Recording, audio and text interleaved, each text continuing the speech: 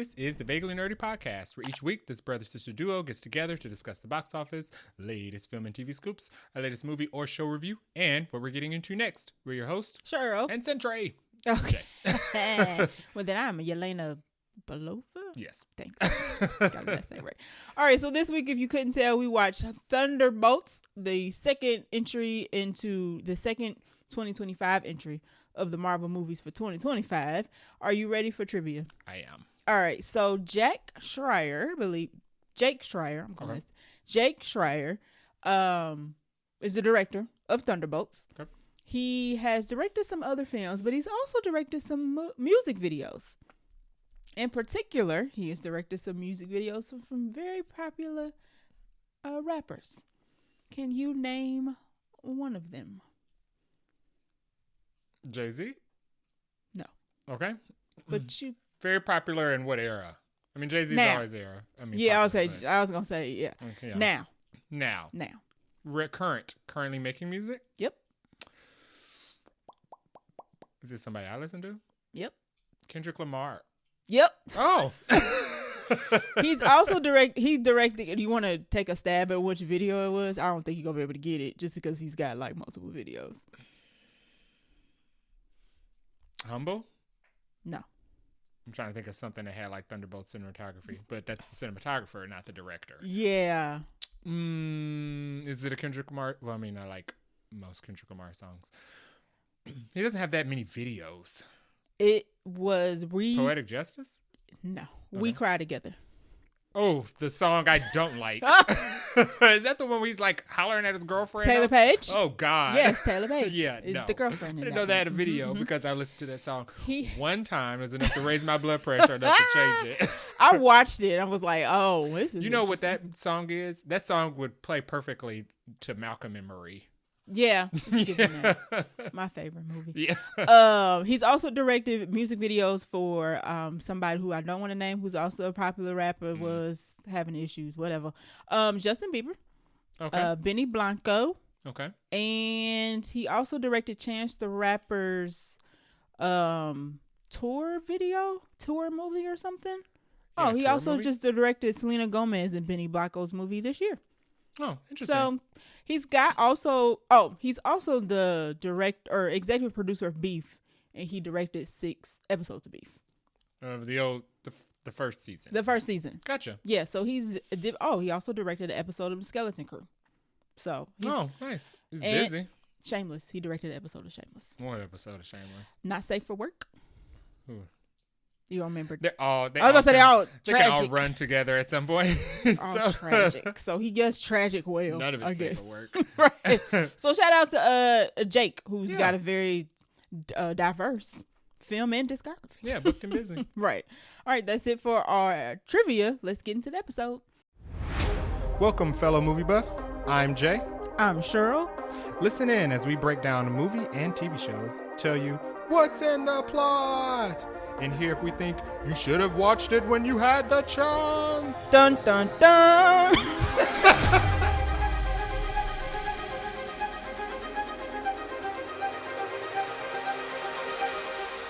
So we actually got some new movie update announcements. The last couple episodes have been a little thin, but we have that. We also have a couple trailers, and we have a couple bites of BUNCHA-CRUNCH.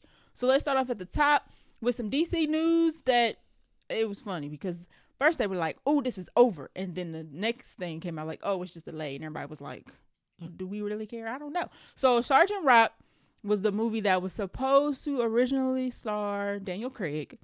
And then later came out and said it was going to star Colin Farrell. Was reportedly canceled. But then I guess somebody doubled back, talked to somebody else, and they said it's actually not canceled. It's actually delayed due to timing constraints because they wanted to be able to start shooting this summer in the UK.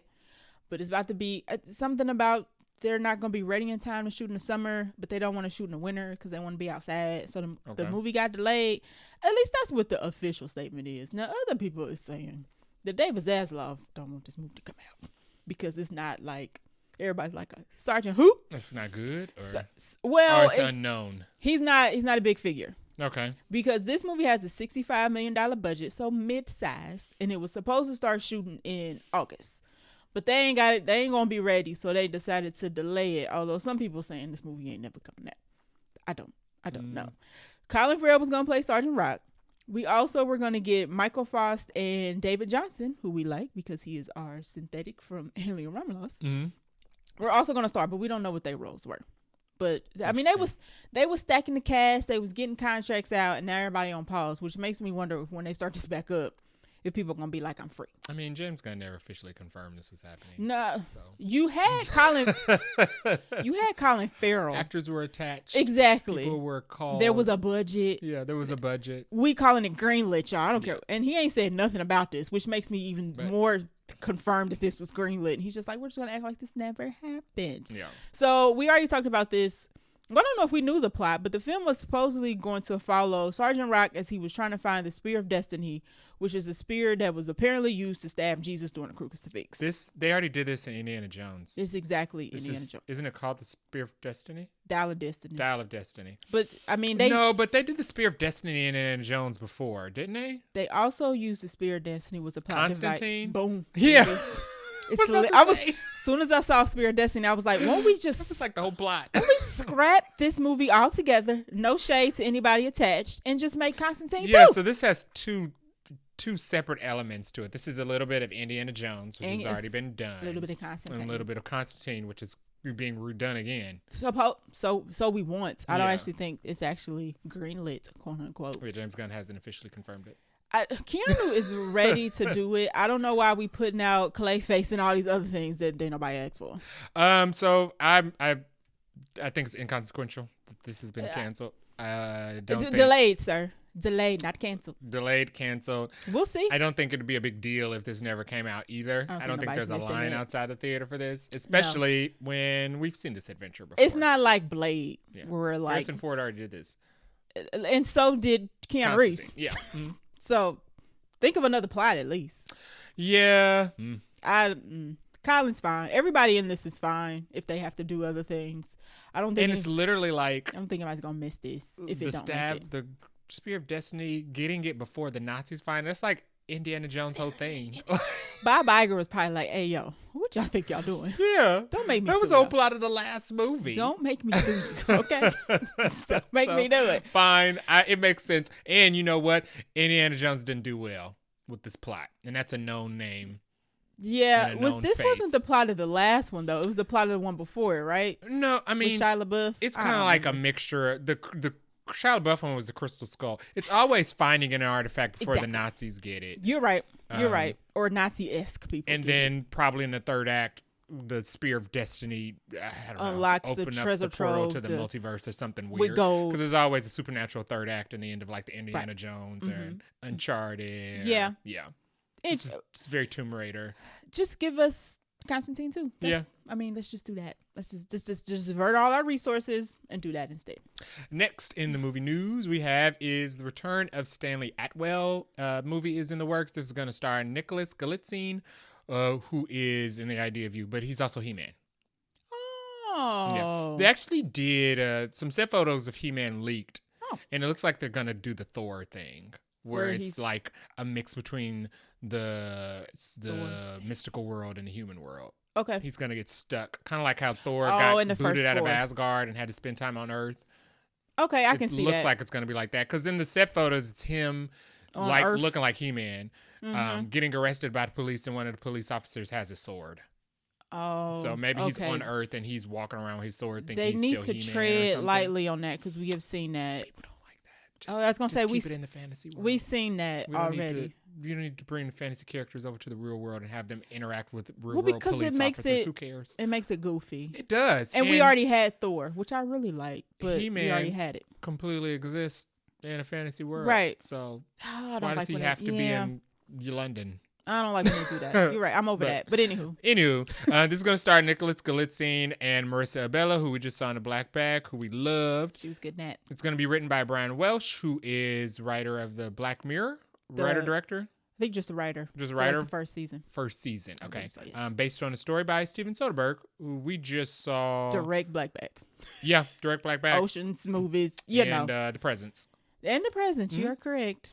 So plot is Stanley Atwell, who's played by Nicholas, is presumed the presumed dead son and heir to Lord Atwell's title and fortune unexpectedly returns, escaping captivity. Atwell's reappearance causes chaos as he finds his sister Beatrice fighting claims to his inheritance, whilst close friend Pamela manipulates his puzzling return in a bid to seize control of the Atwell fortune. When does this take place? Is it like a period piece? I don't know. Is this based on something? It's based on his Soderbergh's story, but it does not say that it's based in like a particular time period. You're asking that because it's like the Lord Atwell family or whatnot. And instilling wealth and inheritance and stuff like that. Oh, it does feel a little old-timey. I don't know. It doesn't say that in the Deadline article, that it's based on like a period piece. Yeah, it does say it's based on a short story, though. So, interesting. I need a trailer. It's sounding a little bit like a Phoenician Scheme. You know what else is sounding like? Saltburn. I didn't see Saltburn. Let's get a little Saltburn. Saltburn was about the dude who stole the family fortune. Yeah, he like went like to he go was a con artist at the end. Yeah, something like that. It's giving that. It's giving Sorry, that. Saltburn spoilers. I don't think anybody watched that movie and was going to watch it. A lot of people seem to like it. Did they? Yeah. That movie came and went. It did. Literally. A lot of people seem to like it. But so did Challengers. So. Yeah, Challengers had at least a little bit of Challengers had buzz, at least. A little sizzle. Yeah. Saltburn was there for shock value. It like melted the ice and then went away. So anyway, this does sound a little bit like Phoenician Scheme. A little bit. I'll need to see a trailer for it. The trailer for Phoenician Scheme looks good because it looks kooky and fun. I'm getting sold on it. The second one, I think we got a second trailer for it. We got a trailer for it when we went to go see The Accountant 2. Okay. I'm more on board with it. At first I was like, oh, it's not like it. But now I'm like, okay, maybe. Yeah, so I need to see a trailer for this, but Steven Soderbergh is a good writer. Mm-hmm. This is it. We said we wanted to see more of Marissa Abella and stuff. We did. So we asked. This is our opportunity. And they answered. So we gonna be there. Next on the news list is Miami Vice is coming back, which is surprising because nobody liked that first movie. Again. It got so dogged. Like that first Miami Vice movie. It's like the only Miami Vice movie. One of the main things I heard about it was people didn't like the editing. Like it was so choppy. I know what Miami Vice is because it's an original old school series from like the 80s. Yes, the original Bad Boys. Boom. There it is. And then I know of the movie, but I never watched it. It came out in 2006. Yep. So it starred Colin Farrell and Jamie Foxx. Wrong Jamie. It came out in 2002 and it had a 47%. I'm sorry, 2006. Okay. Came out in 2006. Had a 47% score on Rotten Tomatoes. Critics or audience? Critics.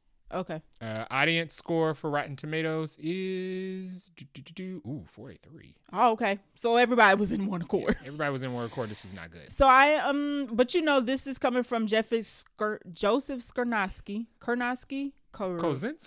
Dang, that's a different person. Joe from Top Gun. Yes. And Joe F1 from F1. Yes. I butchered. It's just the nature of the podcast. I'm just gonna butcher your name. Is directing this, so I think they're trying to give it that Top Gun F1. It's definitely gonna have that Top Gun F1 feel. You haven't seen the first Miami Vice. No, it's I don't know what it is. The closest the way it was shot was weird. Why did they shoot it? The way that the camera work on it was weird. It was like.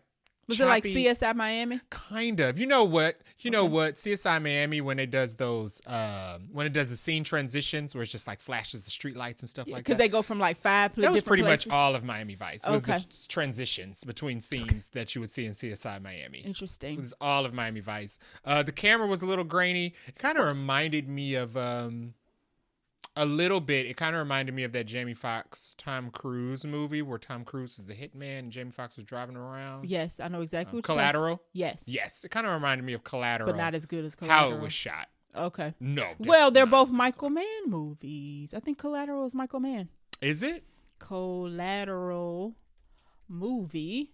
I'm 99% sure that's Michael Mann. It sure is. Had Jamie Foxx in That's it. why. Yeah. That's why they look alike. That's why those movies look alike. So, like Cheryl said, Joseph Kosinski is going to be the director of this from Top Gun Maverick. He's also he's doing F1 too. Yes. F1 is coming out. Original series starred Don Johnson and Philip Michael Thomas. I remember that. As undercover cops in Miami. And then Don Johnson was Colin Farrell. I think the first one had to do with cocaine. Sure. It's Miami. What else do you think was going to do it? Yeah. Girls and cocaine. Colin's the white one, Jamie's the black one. Exactly. Just like the show. So I'm curious of the casting for this one because they got to keep it the same. I'm interested in the casting for this one. People will riot if they try to change it up. It's got to be white guy, black guy. I wonder if it's going to be different. It's been 10 years. No. Different how? Why? I don't know. Like, are they still the same cops working the same beat? Because Mike and Marcus aren't. Oh. So, and they're also in Miami. And how is it going to differentiate itself from what Bad Boys looks like now?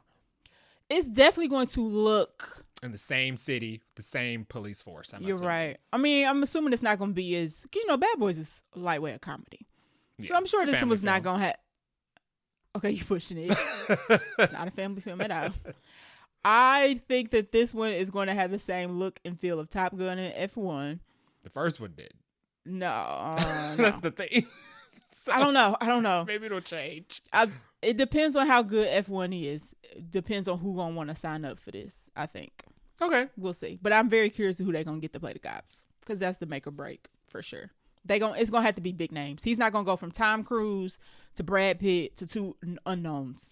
How did the first Miami Vice end? Did they both live? The series? Yeah. I don't know. They had to. I'm sure they didn't die. Did they die in the movie? I don't feel like people die in these movies. Because Tom Cruise didn't die. Did anybody die in Top Gun Maverick? No, right? No. I don't recall anybody dying in Top Gun Maverick. Nobody's dying in F1. No, Val Kilmer didn't die in it. He was in it, though. He had a cameo in it. Nobody's dying in F1, so nobody's going to die. We're fine. Actually, no. Somebody did die. I think Val Kilmer died in Top Gun Maverick. Oh, but yeah, he did. But he was like... Nobody died in combat. Exactly. That's what I meant. No. Right. Yes. Right. Okay. Like nobody died because of an action in the movie. No, I don't. No, nobody important was killed in action. Nobody's dying in this movie. Everybody's coming back for that sequel. Yeah. So this will be interesting. I need to see a trailer. You should watch the first one. The first movie, just to have a vantage point. Well, wait until maybe if we cover this one. Okay. Yeah. To see if it's gonna make it.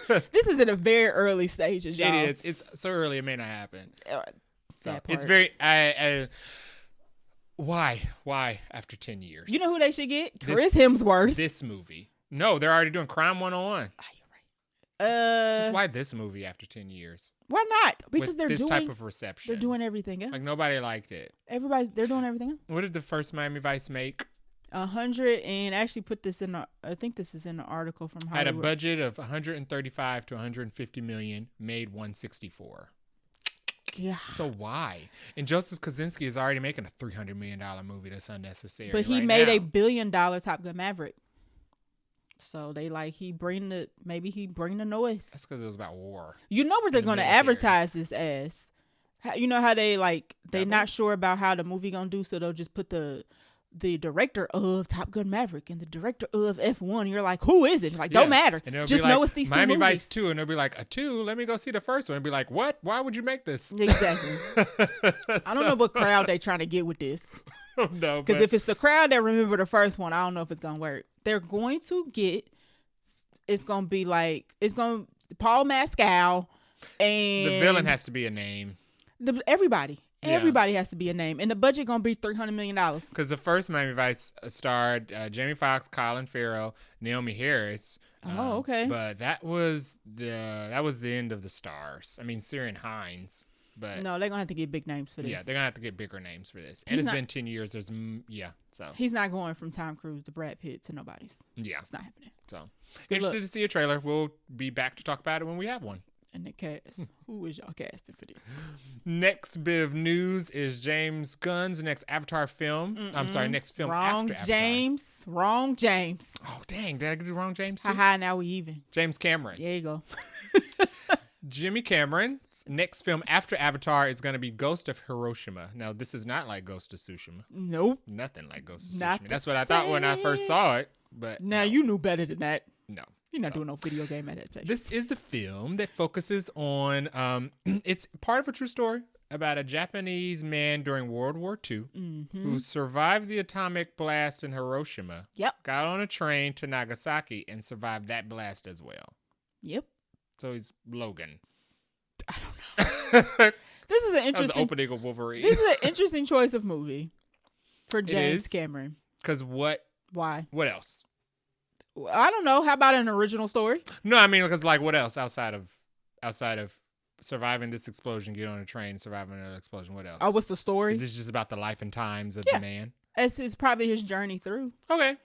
I'm not interested. No, but it's an interesting concept. I think it's interesting that this is what he's. Well, you know what? I guess Avatar is original. It's his original idea. So maybe now he's kind of like, I want to do something and I ain't got to think up all the way.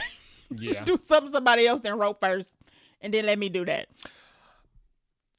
I wonder if this is gonna do as good as all his other movies, like his Avatars. This will be his first non-Avatar movie since Avatar. Like, he ain't done nothing but Avatars the last 3 movies. You know what? I'd be interested to see that. Yeah. I'd be interested to see if it does well. I'm sure he's going to get outside of like Avatar stuff. A budget of like $500 million, so whatever. Yeah. And I wonder if like how much AI will play a factor, because you know he's super into AI now. Yes, so. He's partnering with some studio that's using AI, and everybody just skirted on by it like he ain't say it. I'm like, oh, okay, y'all pick and choose who y'all want to be picky with. I think it's an interesting plot synopsis. I'm not interested in this story. But especially not from James Cameron. They're also doing an audiobook with Martin Sheen will narrate the audiobook, and then he's going to build his movie off the audiobook. Interesting. Yes. Okay. I don't know. I don't know. I mean, we're getting like Oppenheimer. He's probably trying to get his Oppenheimer. I guess that was my one complaint about Oppenheimer, was that I wish they would have showed the nuclear bomb. Well, Nolan said it wasn't about it. Yeah. Right. I mean, and he kind of like got the point across with showing Cillian Murphy's face after the bomb went off over the radio or whatever. But yeah. Still.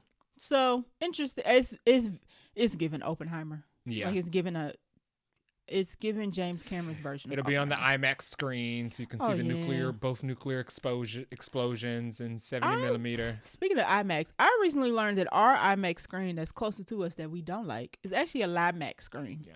So I won't ever be watching Dolby. I'll watch something in Dolby. Yeah, it's not real IMAX. I'm not doing no IMAX unless IMAX prices though. Unless they build unless they build a real IMAX screen. All right, and last bit of news we have is real life couple Penelope Cruz and Javier Bardem, which I did not know that. You didn't know they was married? No, I didn't know they were really in a relationship. No, for almost 17 years. I never see them together. That don't mean they ain't married. Okay, just means they keep it professional. Yeah. So real life couple Penelope Cruz and Javier Bardem are going to be in a new movie called Bunker. So when an architect accepts a morally ambiguous project, building a survivalist bunker for a tech billionaire, it sounds ripped from the headlines, his wife begins to question their marriage after 17 years together. It sounds like It sound like the Golden Dome or whatever that fool was talking about. Spoiler alert for saying the name of this movie. I mean, this show spoils it, so I ain't gonna say it. What? It's given a show that recently came out on Hulu, but I don't want to say what it is. Oh, it's too late. It's way too late to not Paradise. Know. Yeah. It's way too late to not know what the plot of Paradise is. It's given a spoiler. It's given not a spoiler. It's given a hints of Paradise with the whole bunker and survivalist situation. Mm-hmm. So it says he begins working on it, but it doesn't say anything about, so is this going to be like, is the apocalypse imminent? Is it coming? Or is he just working on building his thing? It doesn't say, but it would be cool if it was. Yeah. Like, I wonder if this movie is going to tread into the after instead of just all the build up before. What was that one End of the World movie? Which one? With the chick from Jurassic Park. Which chick? You just named multiple movies that could fit that criteria. We just saw her in Death of a Unicorn. Taya Leone. What movie was that? Not Deep Impact. That is Deep Impact. That is Deep Impact. Mm-hmm. Okay, yes. Yeah. It's like, it's going to be like Deep Impact-ish. Okay, where we actually got to see the effect. The whole movie's going to be about the world ending. I would actually like that. I don't. That's harrowing. Why not? So it's like everybody. Penelope Cruz. I can't call it Cruz no more because she with Javier Bardem. Don't look up. And Deep Impact, they're good movies, but it's just kind of like the death looming over the whole film. You love disaster movies. I like disaster movies. Okay, but not movies where it's just like, we're all heading to a movie. We're all heading to death at the end. You like okay. I like Day After Tomorrow. disaster movies where people live when they shouldn't. Not not Deep Impact where everybody dies because it's actually scientifically factual. They did that. or Don't Look Up where everybody dies because it's based on science. Alert. I like the died the disaster movie. I like Geostorm. Or what's the Moonfall. Ooh, Moonfall. That was a movie. I like movies where everybody survives the natural disaster. Okay, that was not Don't Look Up it's at all. It's unrealistic. I don't know how far this one gonna take us, but it sounds interesting. It's probably gonna be a very serious, dramatic movie because Penelope Cruz and Javier Bardem are very serious, dramatic actors. They are. This will be their 5th movie together, by the way. I didn't know that. They've been married since 2010. Interesting. So news trivia right after she left Tom Cruise? She should. Yeah. It's great. Yeah. I know we all love Mr. Movies, but he's still in a cult. I mean, he's nuts. He's still in a cult. Yeah. I like how we forget Coins that. have two sides. I love how every time he do something, somebody will be like, "Y'all, somebody said he need to start Scientology." Get out of Scientology. I was like, yikes. That's a nice little ring to that. Yeah. Anywho, moving on from that. So yeah, this will be their 5th movie together. We don't have a date or anything of when this will be coming out, but I'm mildly curious about this. I like them as actors, so correct. I would absolutely see this. I haven't seen Penelope Cruz in anything in a while. We did not go see Ferrari or the Ferrari movie. We didn't. Yeah. I think she's done some smaller movies too. Probably. And the last thing we seen Javier in was Little Mermaid. Yes. Okay. Yep. Okay. And we won't see F1, unfortunately, because Megan is coming out. So. Oh, you're right. I was like, why not? You're right. We just talked about this. But I did mention how he constantly looks older and younger in every role he's in. He never looks the same age in anything. He got a little melanin. Yeah. A little bit. Touch. So, that's good. Sprinkle. All right, so that is all the movie news this week. Let's roll into the trailer pod. Toot. IBB. All right, first movie we have is for The Rock's breakout role. I can't say breakout because he's been around for a while, but this is like his serious. His turning point, serious this is breakout role. Bronson. Yes, he will be playing we just looked up his name, Mark Kerr. Yes. He who is a WWE fighter. It's a really famous, just like fighter in general. Yes. Yeah. And it's about his life and times as he goes up through the ranks. Yeah, it's just about his career, it looks like. And Emily Blunt plays his wife. Mm-hmm. Or girlfriend. Oh, girlfriend, excuse me. It's given very Oscar bait. Yes. It's given very serious. This is not a comedic role. Mm-hmm. Everybody says The Rock looks unrecognizable. I do not agree. No. It looks like The Rock. It looks like The Rock. I mean, we've seen The Rock since he was wrestling. So right. We know what the young Rock looks like. It's funny because we call him The Rock. He ain't been wrestling. But he did go back for a little bit. He recently. did, but we've seen The Rock forever. So, right. Yeah. So Dwayne Johnson, excuse me, still looks like Dwayne Johnson in his role, but I'm glad he's doing something different. Yeah. So good for him. I don't think I'm interested in this. It's a sports movie. It is. And it's a biopic. And it's boxing. Yeah. Like, boom, boom, boom. All the marks are against it. Of things I do not want to watch. But I'm curious to see how his run goes because it's something different for Dwayne. So Mark Kerr is still alive. Mm-hmm. So it seems like everybody in this movie is still alive. Because the first thing I thought when I saw was this is A24, this is boxing. The way this you thought it was going to be like Iron Claw. It's looking like Iron Claw-ish, where everybody died in that. There's like one sad brother at the very end or something. Yeah. But no, so this looks like it just follows his life and career as he reaches the peaks of boxing. Yeah. Retires for a little bit, and then it looks like he's coming back to fight a longtime friend this time. So it's Rocky. Basically. Little Rocky. Little Creed. But it looks good. It looks like a good movie. A stand-up film. Yeah. It looks like cinema. I'm happy for him. He's finally gotten a big, serious role that Dave Bautista has been talking about wanting. Oh. So. That's funny. That's good. That'll be, yeah. There's always a debate of like, who's the better actor, Dave, The Rock, or John Cena? It's not John Cena. It's not. I ain't got nothing against John Cena, but doses. Everybody can act. Doses. Yeah. I can do John in doses. So it's not John Cena out of the three of them. It's between Dave and The Rock. It's Dave Bautista. It's Dave Bautista. But I enjoy The Rock's movies more. Absolutely. Dave Bautista gets better roles. Sure. Yes. Sure. He gets more serious roles for more sure. Serious. Yeah, he gets to be more diverse because I think he's funny and he does serious stuff. Yes, but The Rock has built his own brand, so he could have done a movie like this long before. He just chose not to. So I'm glad he's actively choosing. Yeah, all the other Rock movies it's The Rock. Yes. And this is Dwayne Johnson. Correct. Yes. There we go. Yeah. There you go. And we won't have that picture of him where he's like in the same outfit in every movie. Yes. This one will actually be different. We'll be able to guess. Hierarchy of boxing is about to change. Don't do that to him. Don't set him up. Next stop for the trailer park is For Now You See Me, Now You Don't. This is the third Now You See Me movie. This is coming out November 14th, 2025. It's an early trailer. It is an early trailer, but they've been talking about this movie for like years. So much that I didn't even think this was coming out. First, Now You See Me came out in 2013. The second one came out in 2016. This is another 10-year-old follow-up. Which is... Wait a minute. 9 years. What? 9 years. Mm-hmm. Are you close? I was rounding up. No, I was wrong about something earlier. What? Miami Vice is 20 years old. Yes. Not 10. I said 10. Oh. 20. So I don't I'm know. going back to fix that. Nobody picked that up. I know math. Okay. I was like... Miami Vice is 20 years old, which begs more of the question, why would you revive a 20-year-old sucky movie? Anyway. It's interesting. Anywho, back to this time code. Back to Now You See Me 2. Mm-hmm. The second one came out in 2016. They are action comedy films, action comedy heist films. Think of Fast and the Furious, but with magic instead of cars. It reminds me of something else that I can't pinpoint. Fast and the Furious? Yeah. You did just say that in. Not Warfare. Extraordinary Gentlemen. Nope. King's Knight. Nope. Knightsman? No, I was gonna say Oceans a little. A little Oceans, but also a little Knightsman. Kingsman. There it is. Yeah. I'm like, who is Knightsman? It doesn't have as much. This one has more. This one looks like it has more action than the last two. Oh, really? Okay. It looks like they ramped up the action. So if we're Fast and Furious, what do you call it? The Fast and Furious? Fast and Furious. But they were always Fast and Furious-ified. Oh, so, okay. Yeah. Are they getting Mission Impossible?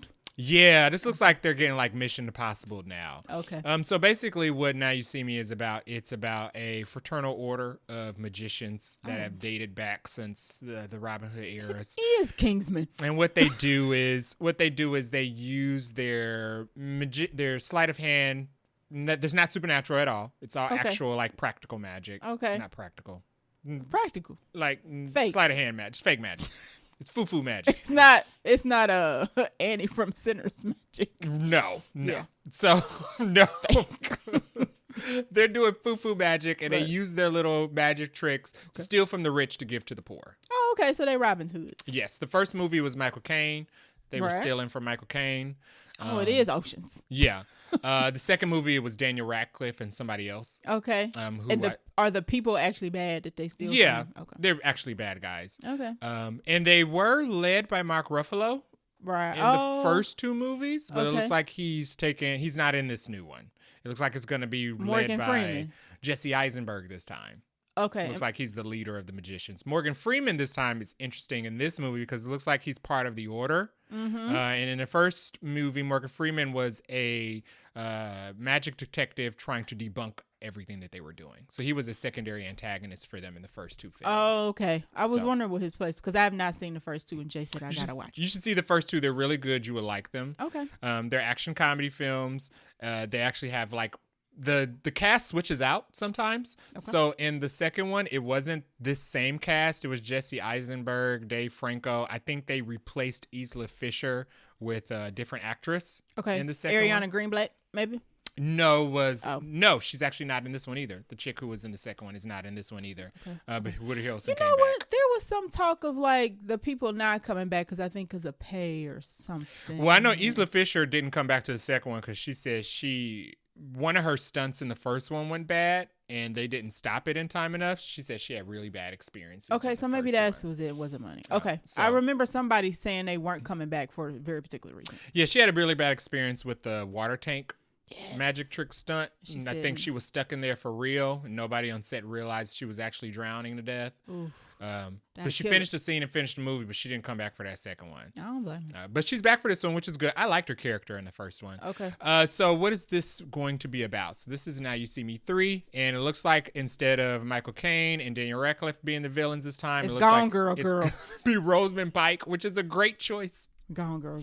I think Rosamund Pike is a great choice of a villain. Crazy. So the four horsemen have reunited, They're recruiting 3 highly talented illusion magicians in a heist to steal the largest queen diamond in the world from a family crime syndicate. So Rosenpike is bad. Mm-hmm. They are stealing a diamond from a bad person. Yeah. It looks like this is going to be your favorite genre of movie. It's not. Where it's the old crew meets the new crew. But I ain't seen old crew. I haven't seen the old crew before. So they already on my side. Cheryl's anti getting the team together with new people. She only likes getting the original team Fast together. Fast and Furious did it.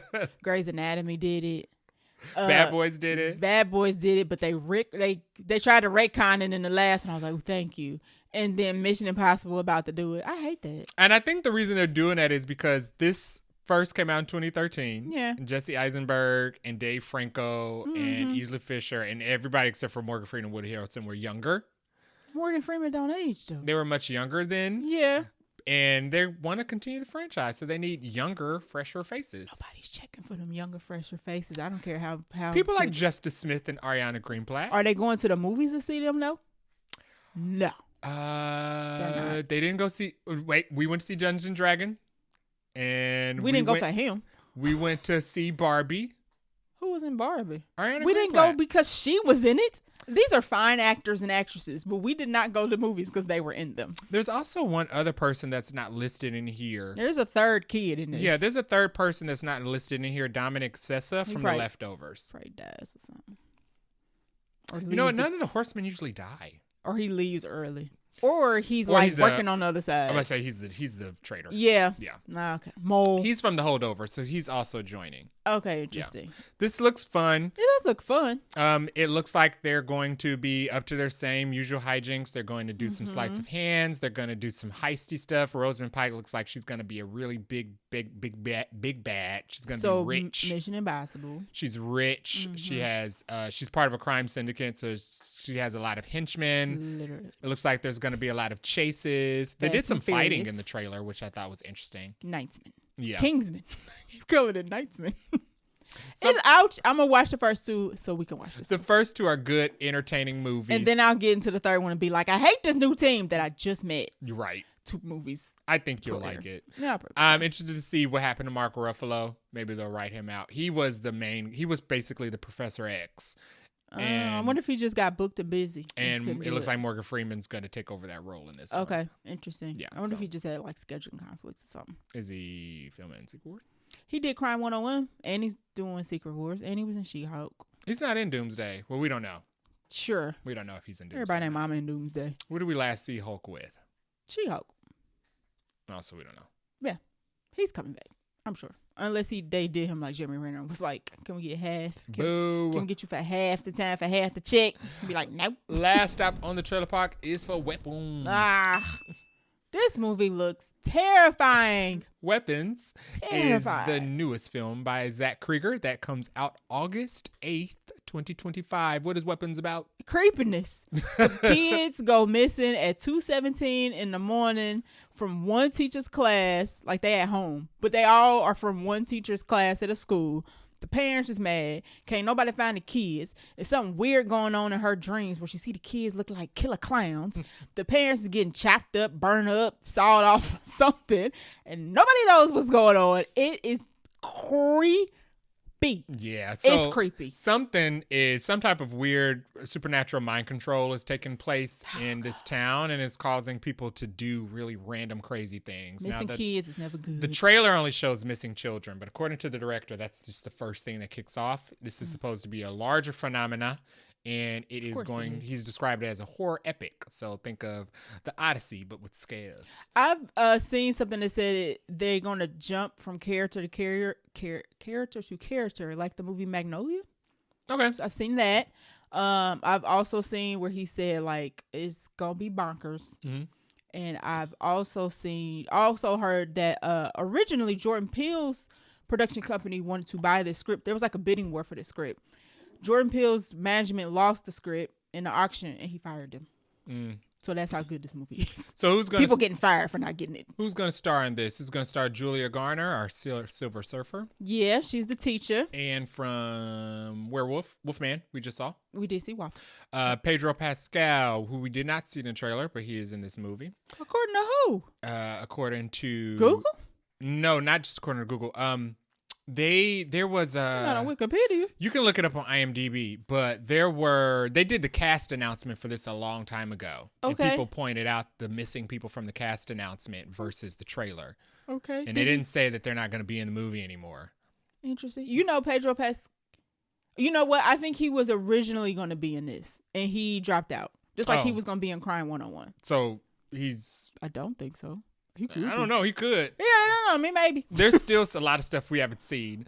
There is. But this is going to star Julia Garner, Josh Brolin, who's Thanos. Yes. Brian Tyree Henry, who is Phastos. Phastos?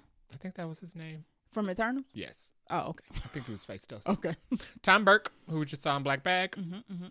And Alden Ehrenreich, who we also didn't see in the trailer. No, we did not see. Somebody did point out that he was missing. Han Solo and Oppenheimer. And Benedict Wong, who looks like he's going to be playing the principal of the school Julia Garner works at. Yes.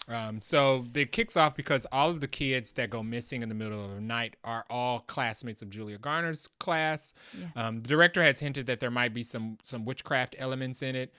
I looked at the trailer a couple times. If you look at the scene... I did not watch the trailer a couple of times. In one of the scenes when Julia Garner is like seeing her missing kids, ghoulish images of her missing kids in her classroom, one of the kids looks up and smiles, and he has like clown makeup on. If you look behind him... Not doing that. There are classroom drawings of kids and different smiles, and above each smile is a different phase of the moon, and the smile that the kid has is a clown mask smile, and there's like this black ring circle above his. I'm just not doing that. So I wonder if that's it's deliberate because they included that in the shot. This movie looks good, but I'm gonna be so scared. It looks like it's long legs ish, so it's gonna be like supernatural and creepy, but it's gonna have a mystery, and I like those. I know, like mystery right horrors. Up your alley. Everybody's so excited about this, and I'm just like, I'm going to not be able to sleep for weeks. Hereditary was kind of like that. It was like a mystery. Oh God! And Heretic was also like that. Okay, Heretic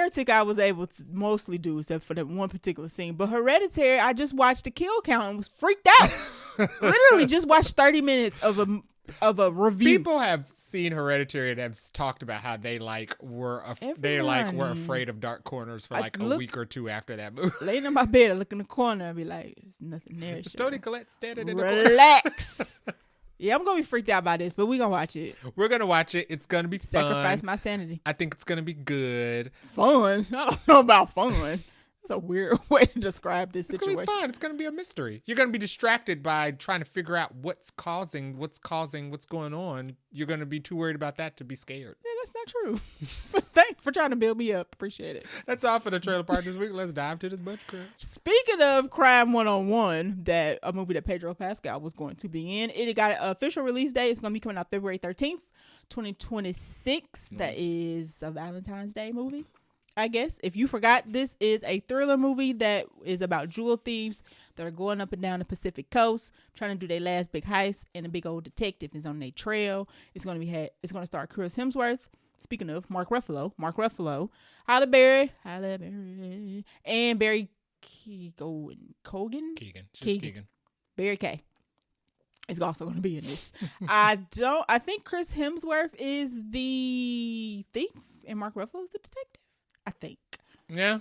We're typecasting. It feels. So it feels right. I don't know what Halle Berry is going to be or Barry Keoghan. Maybe they're also police officers. Maybe, or she's going to be. She could be like a reporter following the case.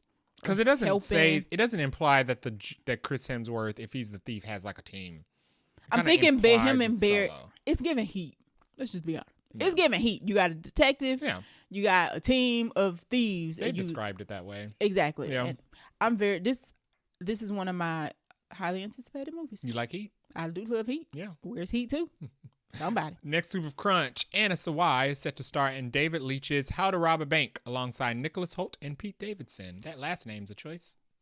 That last name, Pete Davidson? Yeah. Oh, sure. I feel like Pete Davidson was in something, and I was like, oh, you know what? He's not bad. Bodies. Did no. you ever see that?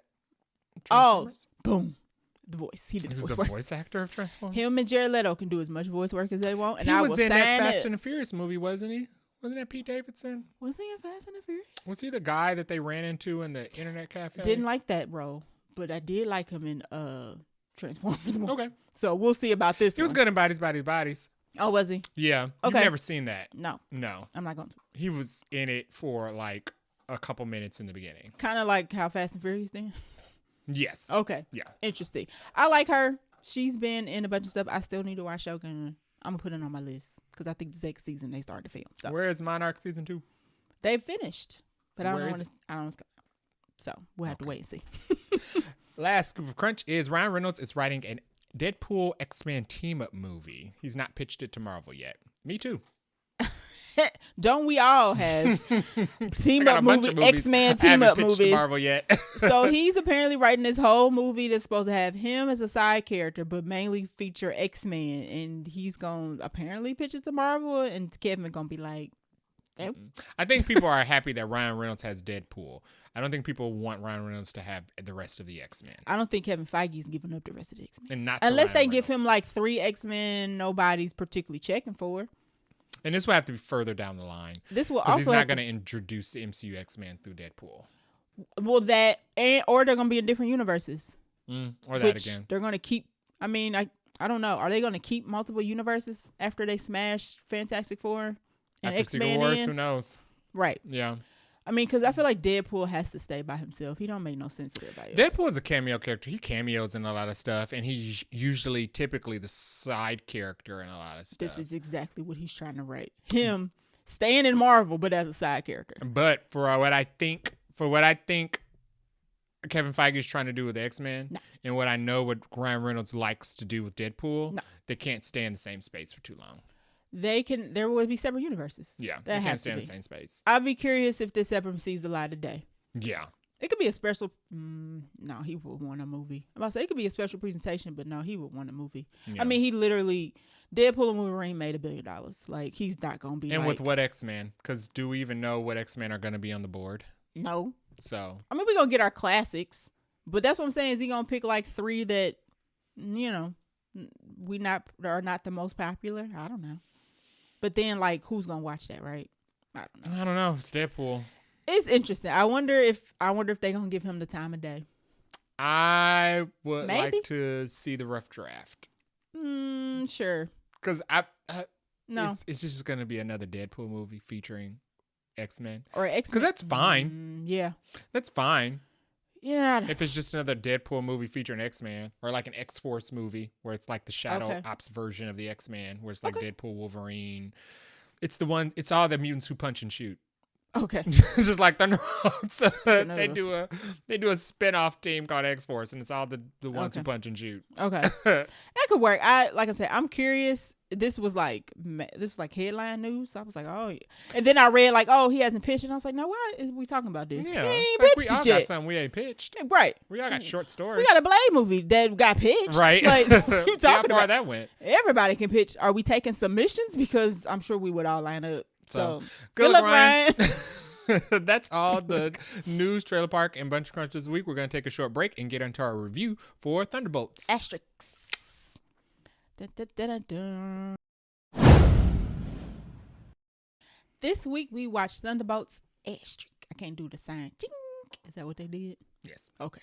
It came out May 2nd, 2025. This is the official kickoff of the summer. Marvel always kicks off with a May movie unless there's a pandemic going on. Right. The director was Jake. I'm going to call him Jack. I don't know why I keep doing that. Jake Schreier, who directed Beef. He also directed Kendrick Lamar's video.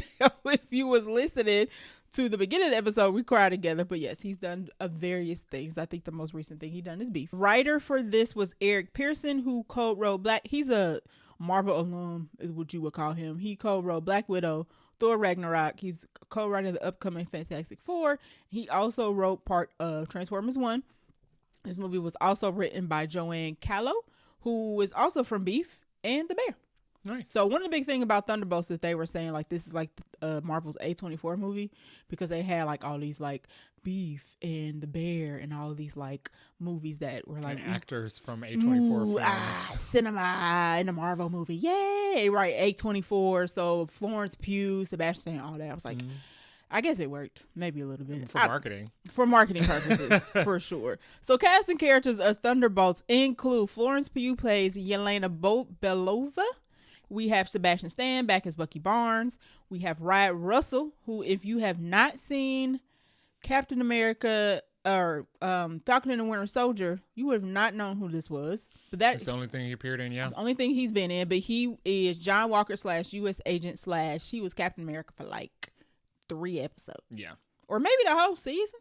No. Yeah, just a little bit. He definitely broke his arm and took the shield. Just a little bit.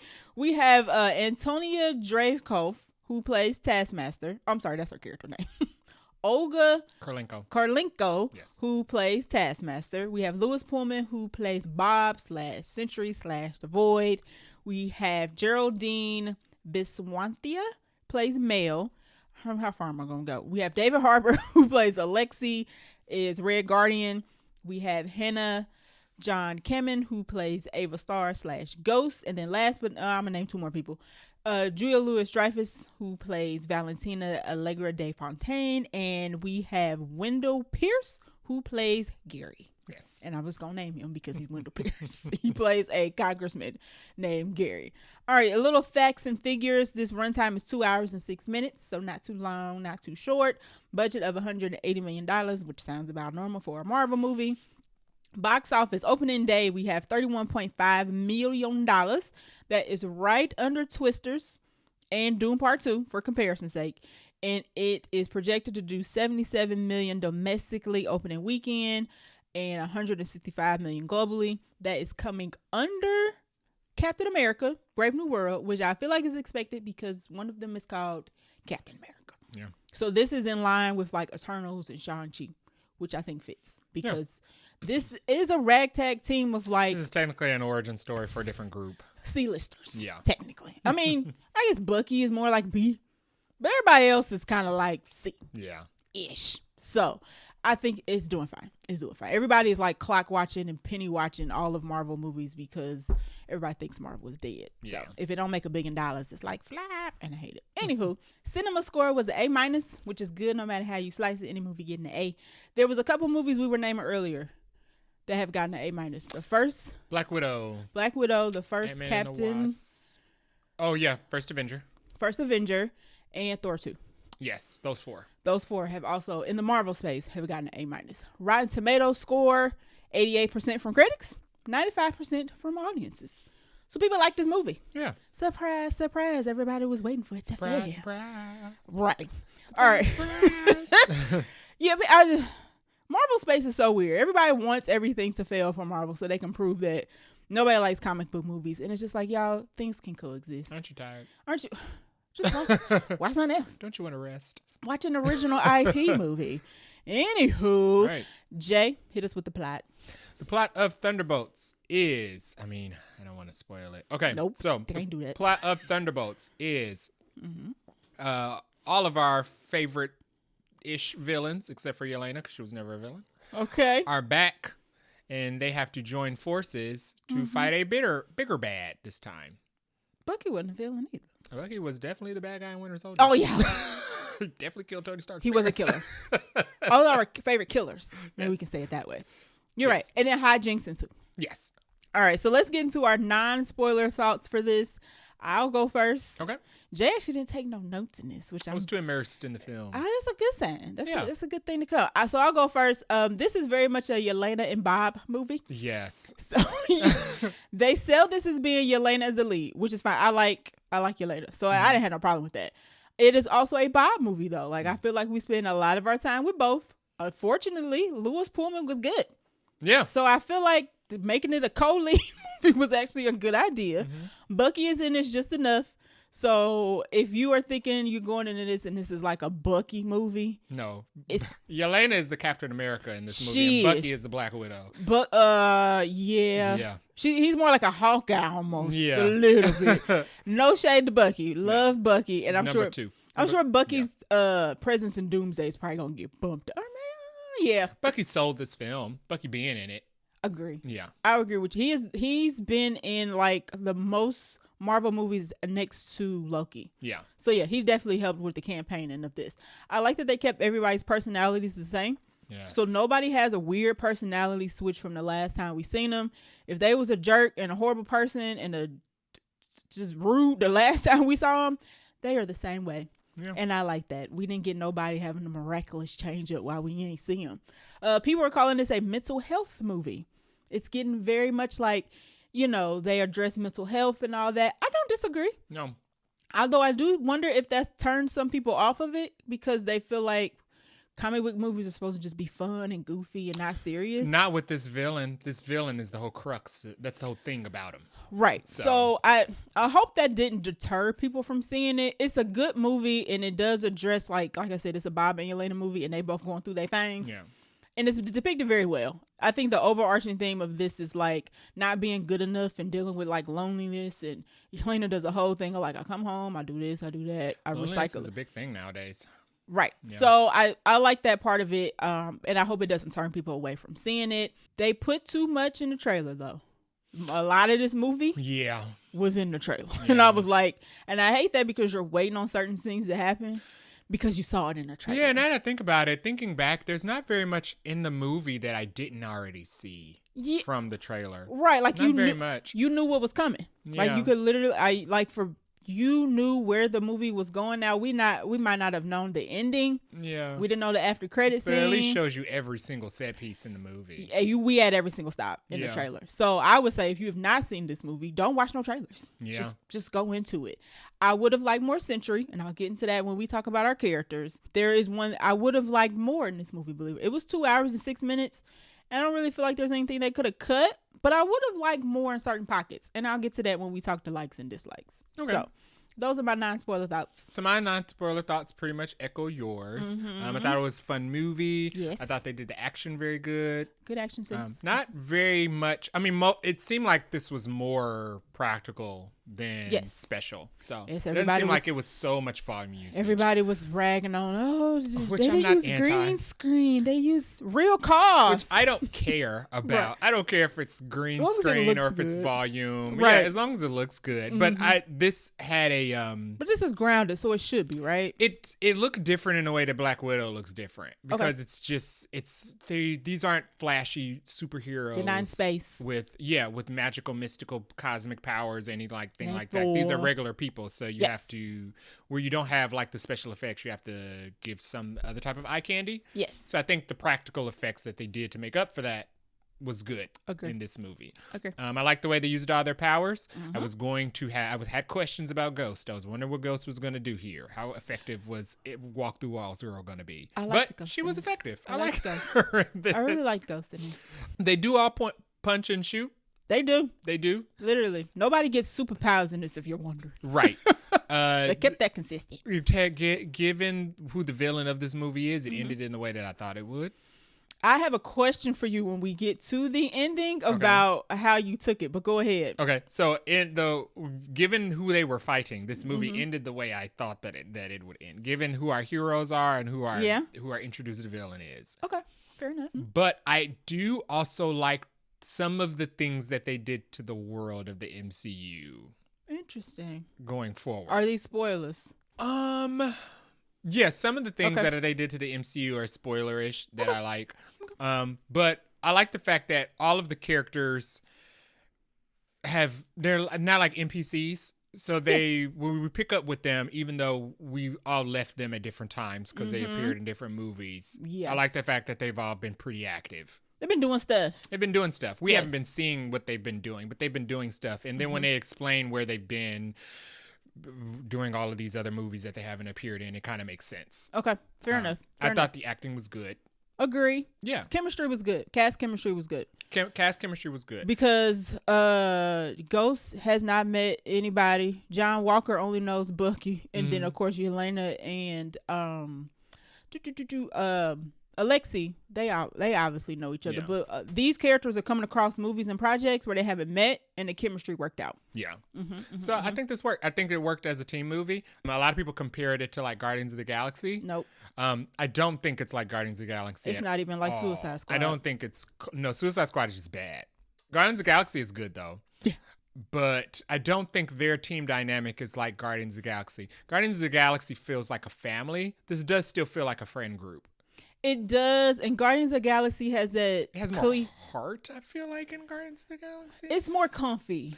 It's more gushy. I don't know what to call it. I don't know, because I don't know. I feel like the chemistry in Guardians of the Galaxy is stronger than the chemistry in this movie. Fair enough, but we got 3 movies with them. But the only thing I would compare it to in Guardians of the Galaxy is that it's a good off team. Okay, fair enough. Than Avengers. Okay. Yeah. I would say Guardians of the Galaxy is more like gushy, cushy. It's more in your feels. More in your feels. This team doesn't have an idiot either, which I appreciated. Now, we might have some rudeness and we might have some jerks, but ain't nobody stupid. There's no okay. I mean, we have some naivete. I'll put it that way. But nobody's just like, there's no Drax, if that makes sense. And there's no Mantis. No. Okay. Ray Garden's a little Mantis-y. But, you know, there's differences. This is not like Guardians of the Galaxy. Yeah. I guess that's what I was trying to say. That's all I'll leave for non-spoiler. All right. So now we're going to get into our spoiler section of this, going down our character list, our likes and dislikes, and then the ending. And if you don't want to be spoiled, go watch and come back. But we're getting the spoilers in 3, and 2, and 1. So let's start off at the top of our character list with Yelena, who plays Yelena.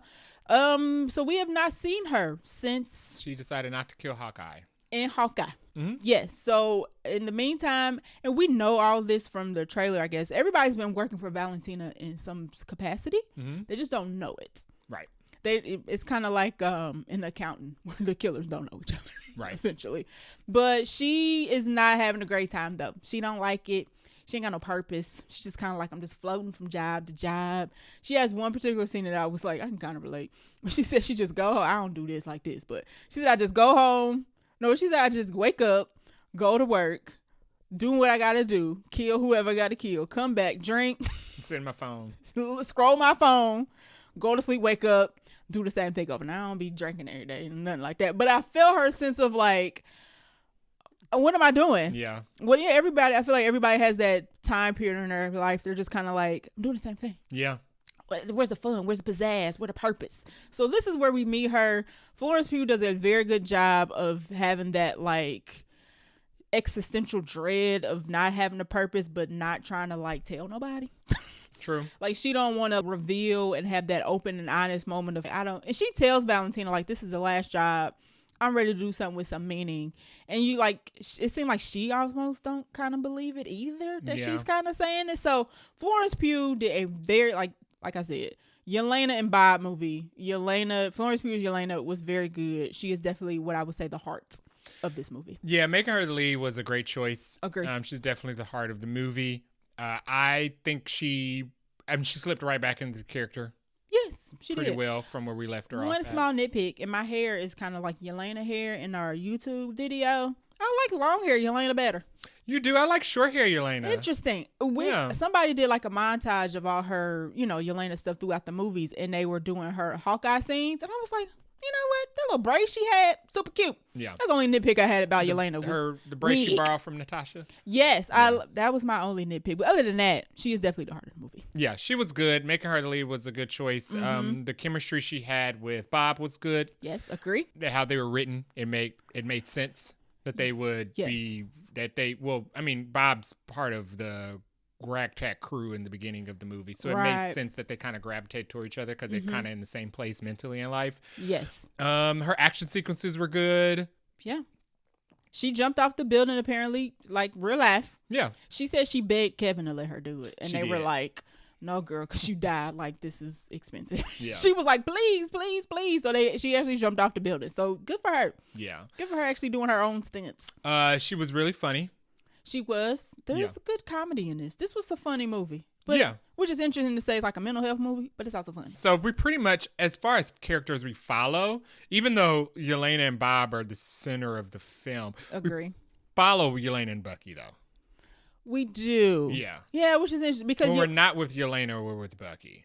Right, because we're mostly when we're with Yelena, she's with Bob. Mm-hmm. So they kind of come as a pair a little bit, at least until things pop off and they got to split. Right. But you're right. We followed those Bucky and Yelena, but Yelena's definitely, I guess, lead and Bucky's like co-lead. Right. I guess the best way to put it. I thought it was interesting being able to see her flashback scenes with the Red Room. We saw Natasha's a lot. Right. We didn't really get to see, and we know that from Black Widow, they went in at separate times. Yes. So. Because Yelena's the younger. Yelena went in much younger. I Thought it was interesting that Melina was never mentioned, but that might be them just trying to fix the fact that Rachel Weisz ain't coming back. Yeah, mom's not mentioned. She doesn't mention mom at all, but she really has a great relationship with Alexi, her dad. So. Right. I mean, there ain't a picture of nothing. No. So we just Melina was kind of weird. So. If you had not seen Black Widow, you would not know that a mom existed in this situation. They were a full family. Yeah, quad. Yeah, quad. Sure.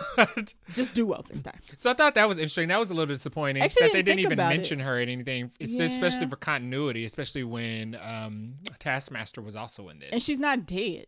And she's not dead. Well, I'm assuming she's not dead. The last thing we saw was the three of them going off together. Right. Yeah. Yeah, they don't. You're right. They didn't mention her at all. No. And she don't like reference mom at all either. So, yeah, I mean, that's probably Rachel Weisz was like, no, thank you.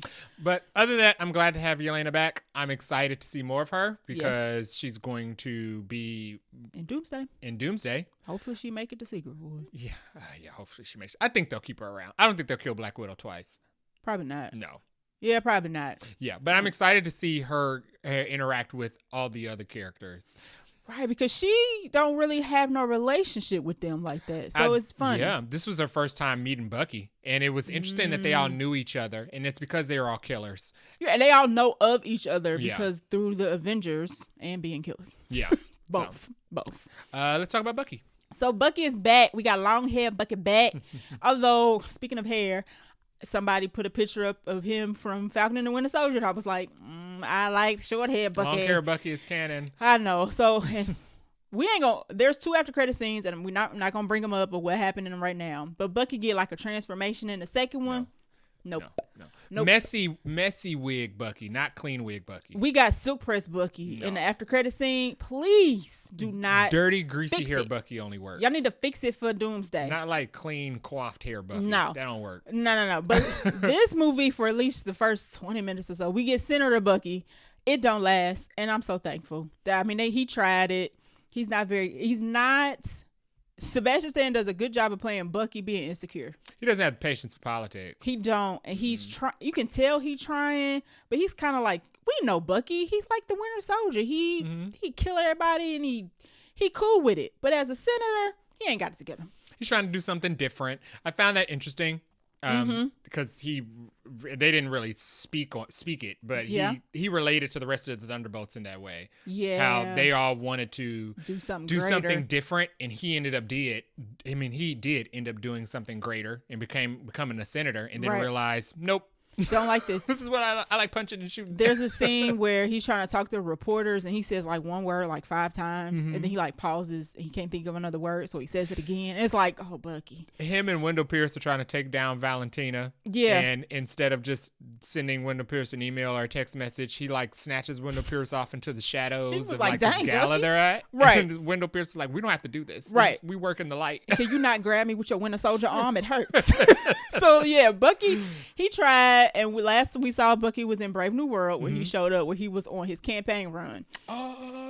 Yeah. Yeah. So he Valentina says you didn't last but half a term. So Bucky didn't last a couple years, 1 year, 2. It don't even matter. Never got a bill passed. I'm glad.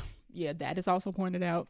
He gives his business card to Mel and she asks, is it trash? Yeah. I was like, that was messed this ain't up. for you. This ain't for you. So Bucky is good in this. I'm glad we got Bucky back.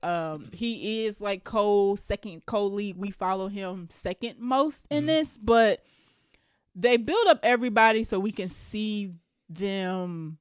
I feel like everybody's getting a setup. Yeah, everybody gets a setup. Everybody's getting a setup, which I like. And it's not, I don't feel like we got they tie up whatever loose threads, I guess, where we were like, what have you been doing? What have you been doing? So we get that kind of closure, but it's also a setup. Yeah. So I like that. John Walker, who is played by Wyatt Russell, who is AKA U.S. Agent, returns in this. He's still a jerk. He is the exact same. It's funny because I haven't seen Falcon and the Winter Soldier in a while, and I hadn't seen John Walker in a while, and I forgot how unsufferable John Walker is. He is such a pain in the butt. Such a pain in the butt. And it's funny because everybody's going through something. So even him, he's also going through something. He had a wife and kid, and for the first part of the movie, it makes you seem like he's still with his wife and kids because I think Ava/Ghost was like, how do you go home every night after you do your job to your wife and kid? And he was like, I just push it to the side, or he's able to compartmentalize. We'll kind of find out they left. Yeah. He is by himself. Yeah. And he don't, I think Bucky, when he like runs everybody's things down, Yelena looks at him like, well, dang. Yeah. And then she uses it against him later. I was like, y'all are all trash. But I like the fact that they kept John Walker the same. I love to hate John Walker. Yeah. So I'm glad that they didn't try to turn him into like this lovable, he's a jerk. He gonna be a jerk. We understand that he been through some things. He also he's a human, so he has issues too. But he's still a jerk. I like that they kept it consistent. Mm-hmm. So in Falcon and the Winter Soldier, they mentioned how...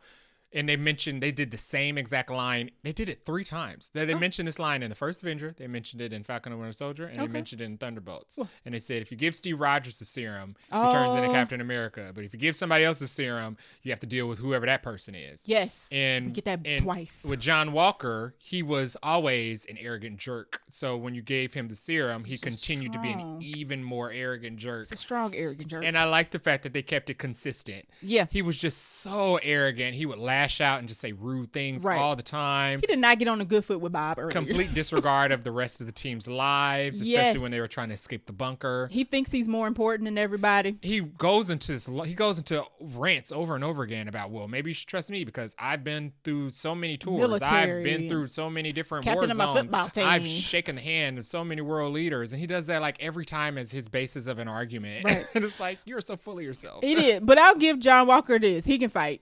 He can't fight. He is a Captain America. He can hold his own. So at least he ain't all talk, no action. Yeah. He definitely get into action. But I actually like that they kept him the same because I do enjoy hating his behind. Yeah, he does a good job in the role. For sure.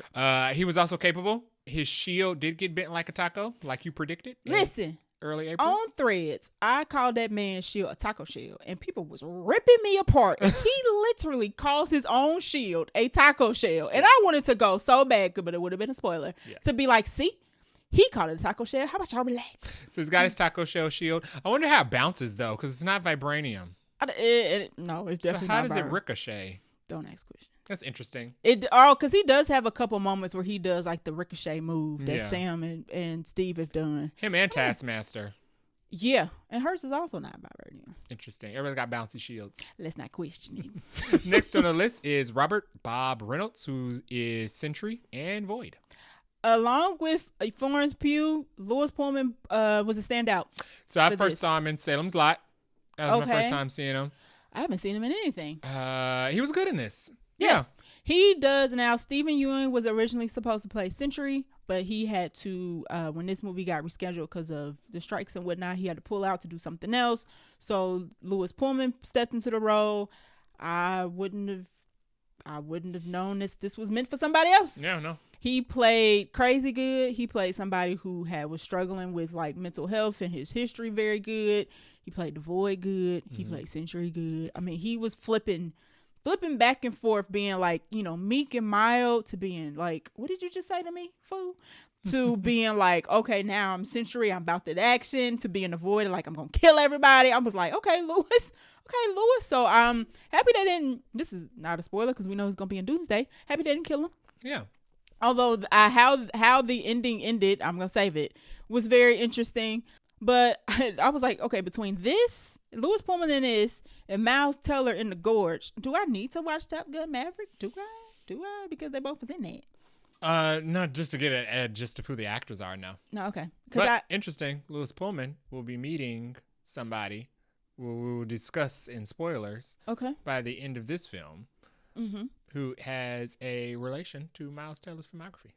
Oh, is that trivial? Yeah. Okay, we'll save it. But no, Lewis Pullman did good. I liked how we got different stages of Bob. Now, the only thing, one of the notes I said I was going to save, I would have liked more Sentry. So we were only with Sentry for... Like Hero? Yes. Okay. We were only with Sentry for 2 minutes. Yes. He get like a good fight scene, and then he get flipped to the Void. And we are with the Void more than we are with Sentry. Yeah. So Sentry is like all powerful. He's like crazy Superman.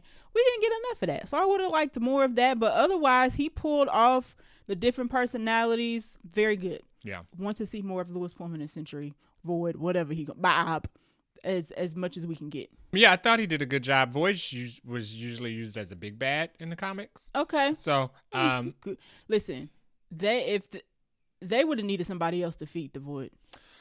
They would have, because they superpowered the Void up. So instead of him just being the Void is, I mean, not the Void. Sentry is basically just Superman. Marvel Comics parallel to Superman, but in this he's like Superman and Jean Grey.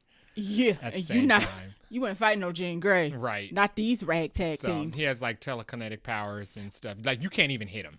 You can't put your hands on him. No, and then when he's a Void, he ain't even got it. You just got to be in an eye shot, and you're like, bleep. It's gonna be very interesting with this character incorporated in a world with X-Men and with Doomsday. How does Doomsday defeat him if you can't put his hands on him? I don't know. I mean, I don't know what kind of version of Doomsday they're gonna go with. Are they gonna go with like hand blast Doomsday or magic Doomsday? We have no idea what they're doing with it. Louis Pullman did a good job. I like the suit. We only get a glimpse of the suit once.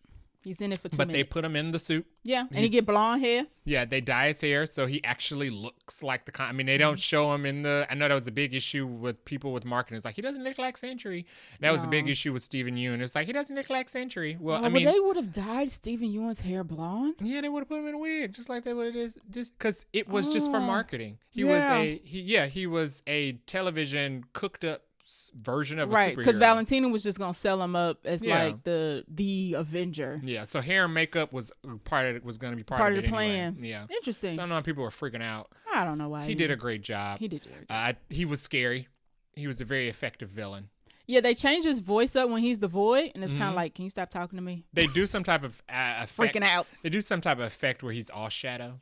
And you just see his eyes. And the same effect on the city, too.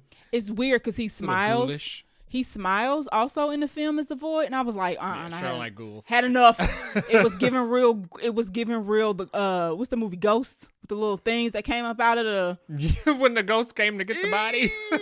I was getting some of that. I slightly put my hand over my eyes just a little bit because we were staring at him too long, and I was like, ooh, nope. We also have Alexei Shostakov, who is Red Guardian, returning for this film as well. Last time we saw him was Black Widow? Yes. That's the only time we've seen him. Oh, yeah.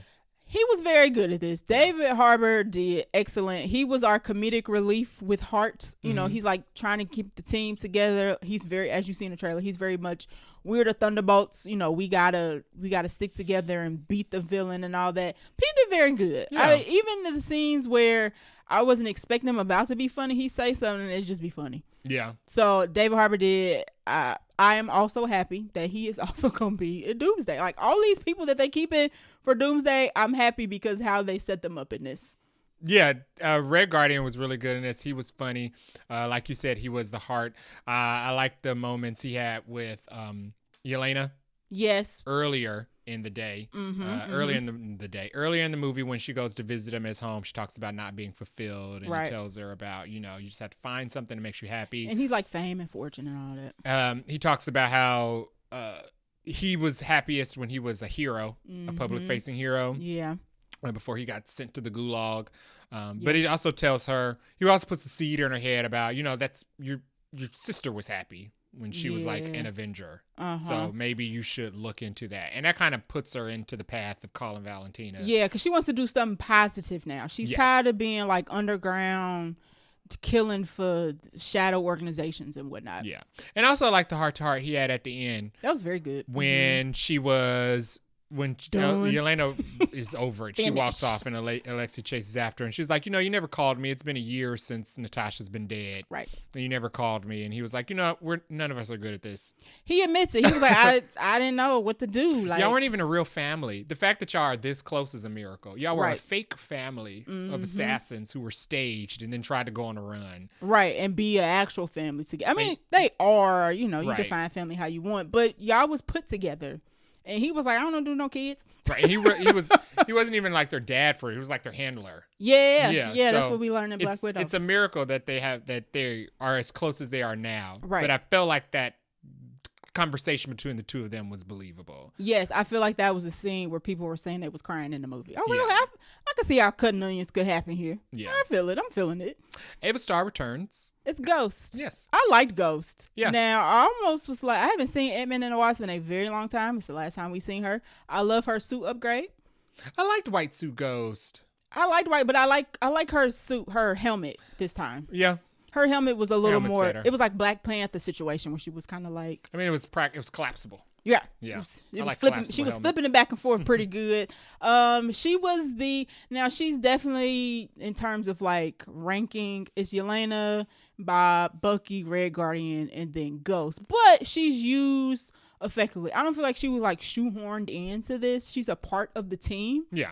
She gets we get a little callbacks to her of how she grew up and why she's, tainted like the rest of them and why she's going through her own thing. Yeah. There is a scene where we think she about to leave him. She does that a couple of times. I think Alexi was kind of like, is she going again? And then she popped back up. But she was like helping out. Like she was doing, like, she causes a distraction, I think, at one point in the movie because she just turned, she turns into Ghost. You can't see what she doing. Right. And then she come back like, hey, let's go. I did it. Let's move along. But no, I like Ghost and I'm excited to see more Ghost. Yeah. I also enjoyed Ghost as well. I like the way they used her powers. Yes. They figured out a way to stop her with like sound waves or something. That new? I don't remember that. Remember that being a weakness in Quantumania. I don't think they found a way to stop her on Quantumania. She was just kind of like relentless. Ant-Man and the Wasp. Ant-Man and the Wasp. I know what you meant though. Yeah, she was just kind of relentless in Ant-Man and the Wasp. Yes, she tries to escape a couple times, and they know to use sound to keep her from shifting back and forth. So she got caught a couple times. So we discovered a ghost kryptonite. I wonder if that's gonna come back. I hope Ghost makes it in the next movie. Yeah, I don't know, because she's definitely one that could go on the chopping block. She is. And I feel like her character was a nice addition to this. Yeah. So crossing my fingers. Yeah.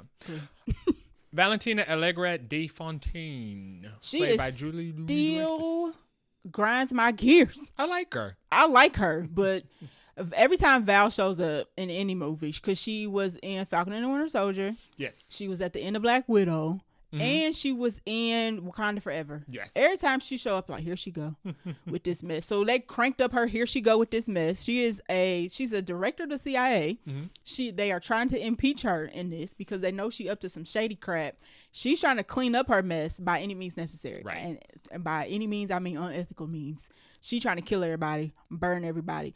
She didn't even know, what I didn't realize is she didn't even know Bob was in this box that she was about to burn. So essentially, Bob, and I was like, what? Yeah, the Sentry program was they were doing it on multiple people. Bob happened to be a success, but he technically died.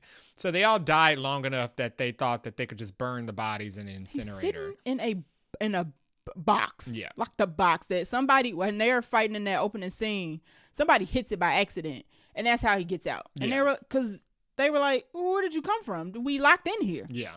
Yeah. Weird. So she was going to burn him because they all show up on the security camera. Mel shows them like, hey, all the people that you're supposed to die have all survived. And there's this random guy in a hospital robes. And she's like, who is that? And I was like, what you mean? Don't you know this Bob? She don't even know who Bob is. Yeah.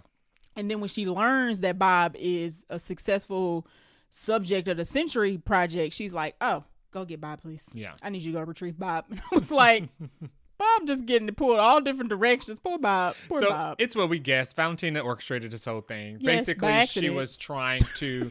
So what we thought was that she did all of this on purpose. Yes. And it was by accident. The Thunderbolts she sent deliberately to kill each other. Yes. In a bunker that also housed all the data she was trying to get rid of. Right, because they was working for her, and she trying to get rid of everybody. And she was going to have them kill each other, lock them in there, and then incinerate all the evidence. Sizzle. And we thought that she was going to do that because she was done using them because she clearly had made Bob. Right. But she didn't even know that she succeeded with Bob. She's going to burn Bob. So it pretty much goes the way you think it would. She creates from the comics, she creates government creates a superhero who is mentally unstable, and they realize they cannot control him, and he go off the rails, and they have to ask actual heroes to stop him. Right. So that goes the same way with this. I like the scenes between him and Valentina when she's starting to realize that he's uncontrollable. Yeah, that happened real quick. Especially after so many times when people continuously try to tell her, hey, he's unstable. And she's very much like, oh, you can't touch me. I'm untouchable. And I'm like, he's crazy. She felt untouchable. And it was weird for somebody who's supposed to be as smart as she is that she didn't assess. Well, this wouldn't have happened to Nick Fury. No. She also, they implanted a kill switch in Bob. And Mel was like, "Oh, it burned up," and they were like, she's like, "Make another one." So they make another one, and she tries to fry Sentry / Bob when he's like, becoming a little more self-aware. Like, I don't want to be controlled. I'm like a person. You can't treat me like this. So she fries his brain. Little does she know that fries up the Void to come out, and then she really in trouble. Okay, no, I had to look up something. Oh, so. This happened twice. Sentry dies twice in this movie, which I didn't know about Sentry in the comics. So apparently he can just regenerate. So he died. That explains the after credit scene. So it explains him dying. It explains him dying and Val not knowing about it and throwing him in the incinerator. Oh, and I guess it explains him coming back after the kill switch. You're right. Because the kill switch is it killed him. Yeah, it's like implanted in his brain or something. So after they kill him, only thing left is Void. So that's what they have to deal with. But I was like, how does Sentry keep coming back? And apparently Sentry can just regenerate. This man's not dying. So he's not dying. Which is fine because I like him. So he's invincible. When he's not the Void. He's invincible. I'll take it. I'll take it. I'll take a crazy I thought it was interesting. I like the moments with her realizing that she can't be controlled because he's kind of talking to her and telling her, like all of your suggestions and stuff. I don't actually like blonde those. Hair, yeah, and then after suit. She has them beat up the Thunderbolts, he's kind of like, why do I have to? She was like, okay, now you have to finish the job and kill him. He's like, there's no point of doing anything that's not a personal threat to me. Right. Especially listening to you. Right. And he was like, you called me a god. And she was like, I think you full of yourself. He's like, no, you said that this and this and that. I am a god. Yeah. So what you talking about? Because he's very motivated by like compliments. Yes, because he had an upbringing where he was told he would never amount to anything. Yeah. So she's trying to push his buttons that way. And he's kind of like, well, now you made me something. So what you talking about? The last thing I'll give with Valentina is that I like the flashback moment she had with Sentry. So you also get one from her? One of Sentry or the Voids. I guess this is the Void's powers. One of the Void's powers is that if he touches you, he can visit your deepest, darkest memory. So he can see what's going on. Yeah. Okay. I couldn't tell if he could tell he was doing that or if... It seems like he's also present in the thing with you. It does. Oh, because when he does it to Yelena, he like shows up. Yeah. And she's like... He doesn't mention anything. He just looks at you funny. Yeah, he never mentions anything that he sees in anybody's dreams because he also does it to U.S. Agent 2. Yeah, and at the end of it, once U.S. Agent comes out of it, they just looking at each other like, yeah. So he definitely sees it. Did you see what I saw? We get a moment with Valentina where he sees into her past and she sees where she caused her father to be killed on accident. Yeah. And I some foreign country. It says she's a Contessa. Okay. But I think her dad was working for the mob or something. Yeah. Something like that. But everybody has a deep, dark secret. Right. Or a deep, dark, shameful memory or something that they blame themselves for. He triggers right into it. And I like that they gave her that to explain her motivations. Because otherwise, we didn't really have an explanation for why Valentina was doing the things she was doing other than she wants power.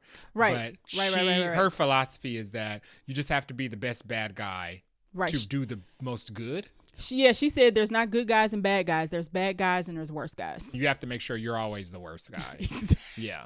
She's crazy. It made sense. It was wild, but it made sense. I like the part after the Void or Bob or whatever touches her hand and then she has her moment and she comes out of it and she's like, I actually need to get out of here. Yeah. I need to leave. And he's like, no. I can control it. And she's like, are you sure? Mm-hmm. Okay. And she still leaves though. She does. I like she that. Needs a moment. I like that they gave her human moments like that. And I also like the human moment they gave her in Wakanda Forever when we find out she has an ex-husband. Oh, so she had some sense of normalcy. People did her at some point. Right. Because her ex-husband is the colonizer. Martin Freeman. I can't think of what his real name is. So Bilbo. Yeah, we were literally naming everything his character was, but what his character was in the Marvel. Ross. Was it Ross? Was it? Was it Ross? Because that not to be confused, Everett Ross. Yes, Everett Ross. Yeah. You're right. I was about to say no. And Ross is nice. So I don't know how that would have worked. Valentina was human. It was probably like, oh, you didn't watch Paradise. In Paradise, the evil Valentina actually had like a husband and kids and stuff, and she wasn't a horrible person. Yeah, so it happens. She's literally the chick from Paradise. I would like to see more Yeah, she lives. Yeah. Surprise. Yeah, she lives. So I would like to see more of Valentina. We don't really get anything with her at the end, though, to figure out what she's doing. All we get is Yelena telling her, we own you. It's kind of implied that she might be like the Fury for this group of heroes. Except the group of heroes is controlling her. Because for blackmail. Exactly. Yeah. Because they don't, I mean, we'll get to the end, but they don't out her at the end of the movie. So... Honorable mentions. We have Taskmaster, who Olga Kurylenko returns to play Taskmaster. She is in this movie for a minute. She's in this movie for a minute. No, literal minute. I'm not being funny. I will say they did not do Taskmaster justice with the clip they released online. So did you see because you told me and I didn't watch nothing for the last 2 weeks. So they released a clip of the fight sequence in the bunker. Yeah. A brief clip of the fight sequence in the bunker online. And the only parts of the fight sequence they show is Taskmaster getting her butt kicked by a U.S. agent and then getting her butt kicked by Ghost. But Taskmaster pretty much handles both of them. She does. She only gets killed from a pot shot. Ghost literally pops a cap in her crown. By surprise. Right. Catches her off guard, pops a cap right between her eyes, and that's it. Taskmaster was doing quite well with everybody in that room. She's Taskmaster, right? She like learns your moves. So she handling everybody. I think maybe U.S. agent catches her off guard, gets her on the ground, and Ghost just goes pop. Yeah. Right in the forehead. They kind of and then we see blood come out, so we know she dead. They kind of people were assuming that she was going to be depowered in this movie because she didn't have the suit. Okay. That gave her like the scans and the memory stuff. But she didn't need that because Taskmaster has photographic memory anyway. Or it can be implied that she's been in a suit for so long that she doesn't need it anymore and all her abilities are natural. But she's clearly super strong. She's clearly super strong and enhanced. Yeah. She was doing her thing in that room. The fight scene in the bunker was pretty good. Yeah. I mean, we get a bit of it in the trailer, but it goes for a little while.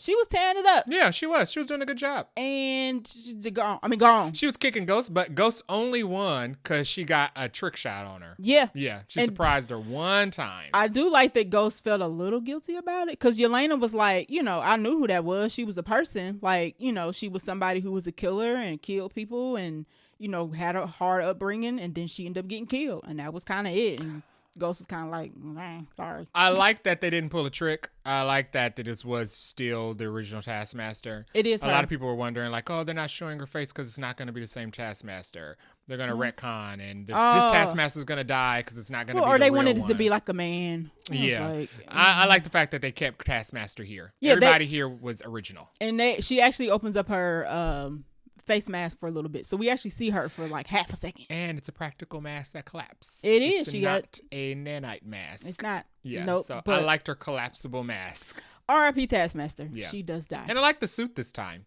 Her suit. I like this Taskmaster suit. Less robotic, less manly looking. I feel like they should have sold more that she was gonna live longer because we pretty much figured out that she wasn't gonna make it months ago. I thought she would have died in a more flashy way. I felt her death was disappointing. I agree. Yeah. I agree. Yeah. I thought that she was going to get stuck in the void. I guess they wanted to be like, I guess they did that to be like, oh, this is just life. When you're a killer, you just have to be ready to die. You may not have a flashy death because you're an assassin. You might just be shot in the face. That would have, I don't think that was successful. I think that's what they tried to do. They didn't communicate that, no. No, because what they didn't do was they didn't pay it off enough in the conversation with the Ghost and Yelena. No, they didn't. It was literally just like a 30-second. Yeah, she's a killer. It was so. To me, it was so bad they could have cut it. Like, if you're not gonna talk about, I mean, you're all characters that we're supposed to relate to because you used to be villains and other stuff. Out of all of you, I sympathize with Taskmaster probably the most. Right, because her dad used her. She was a little girl who was brainwashed actually, Natasha blew her up, went to become an Avenger. Oh, yeah. Blew her up. And then her dad An Avenger blew her up. Yeah. Killed her, effectively. Then her dad put her body back together in a suit so that he could brainwash her and use her as an assassin. Weapon. Yeah, she had the worst life out of all of you. So I feel like if the writers wanted to, like, do that, they should have put more effort somewhere else. Yeah. But... yeah. Resting peacefully in heaven. If anybody deserved to still be here, it was definitely Taskmaster. Right. I want to keep Ghost too. But it's okay. I like Ghost still. R.I.P. Mel, who plays Valentina's assistant. She was fine. She was good. This was originally going to be Ayo Edebiri. I could have seen it. It could have been either. You're right. Yeah. I agree. And Ayo dropped out because I think scheduling conflicts. She probably she's way too big. Yeah. Because now this was pre-Bear, if I'm not mistaken. But it would have worked. I would have liked to seen her. But the original actress does good as well. Geraldine was good. I liked her moments with Bucky. I liked that she wasn't an idiot. I liked that she wasn't just gonna follow Val into the fire because she's like she idolizes her or whatever. She sells her out immediately. Good. As soon as Bucky gives her business card, she goes to the restroom and calls him. Right. And like spills the beans. Actually, there's some dirt going on. Please help me. Get me out of this. She's the one who basically keeps Bucky abreast of all the stuff Val's got going on. Right. And that's how Bucky knows to go get the killers. Yes. I mean, not the killers, the Thunderbolts. Sure. To bring them in to testify against her. Her part was small, but I thought she did a good job. She did good. And the same can go for Wendell Pierce. Ro was small, but he did good. Ro was small, but he did good. He had a lot of funny moments with Val. Back and forth with Val was good. The back and forth with Val about the DeFontaine and just the Fontaine during the committee hearing was good. And then they like fake pose for a picture. Then they like go their separate ways because they was arguing at the gala. Yeah, his back and forth with Bucky was good. When he told Bucky, "Dang, Bucky," when like Bucky grabbed his arm. I was like, that's a black man right there. Hilarious. The way he said I thought Wendell Pierce was great. I'm interested to see more of him in the MCU. And hopefully, now I'm more excited to see him as Perry in Superman. He is awesome. Listen, get that check, okay? Now he's going to be like the editor boss. Check. If his character is more in line like this, I'm going to enjoy that. I love it. Yeah. All right, so that is it for our characters. Let's get into our likes and dislikes. Let me flip to my notes here. I like the mix of comedy, drama, seriousness, funny. It's all balanced real well. We don't have moments that are like super serious and then somebody tells a joke and it like totally breaks it. There are moments where Bob and Yelena are having a moment and he's asking her, how do you deal with like feeling alone and down or whatnot? And she was like, you just push it down. Yeah. And it's like a funny moment, but she like serious. So she's like seriously believes that. And by the end of the movie, she's like, that's not how you do it. But they balanced the seriousness and the funny pretty good. If you didn't know who these characters was, I feel like they summed up everybody pretty quick. They had a moment of exposition in the bunker that I thought was a little jarring, but it was. But they were kind of like, if you didn't watch Falcon and the Winter Soldier, if you didn't watch Ant-Man and the Wasp, we gotta tie this together real quick. Some of the dialogue was like, "Are y'all read each other's bios?" Real quick. It was like, "You're the dime store Captain America." And height 5'11", 180 pounds. Yeah, but they had to do what they had to do. But I thought the bunker scene where they all kind of introduce each other was pretty good. I like Ghost's new suit. We already talked about this, but you mentioned it. All the suits. Yeah, all the suits was good. Everything we kind of already talked about. But I will add that Taskmaster overall though pretty pointless in the plot. Yes, they could have they had to have a character. They had to do the Suicide Squad thing. They had to have a character to kill. Did they have to though? To get it out of the way. Yeah, they have to do that. When you do a villains get together movie, you have to kill one of the villains to be like, see, their path is dark because they're dying. They could die at any moment. Yeah. I guess, but she was in this so little, and we all knew that she wasn't gonna make it. It kind of felt like pointless to have her, but if that's how it gotta go, fine, whatever. Yeah. But I think all my other likes I've already mentioned. One thing I would have liked to add is that we get a scene for Yelena and Bob in the void when they get into the void and have to go through like their past. I would have liked to see the other characters. The shame rooms, yeah. The shame rooms that Yelena calls them shame rooms.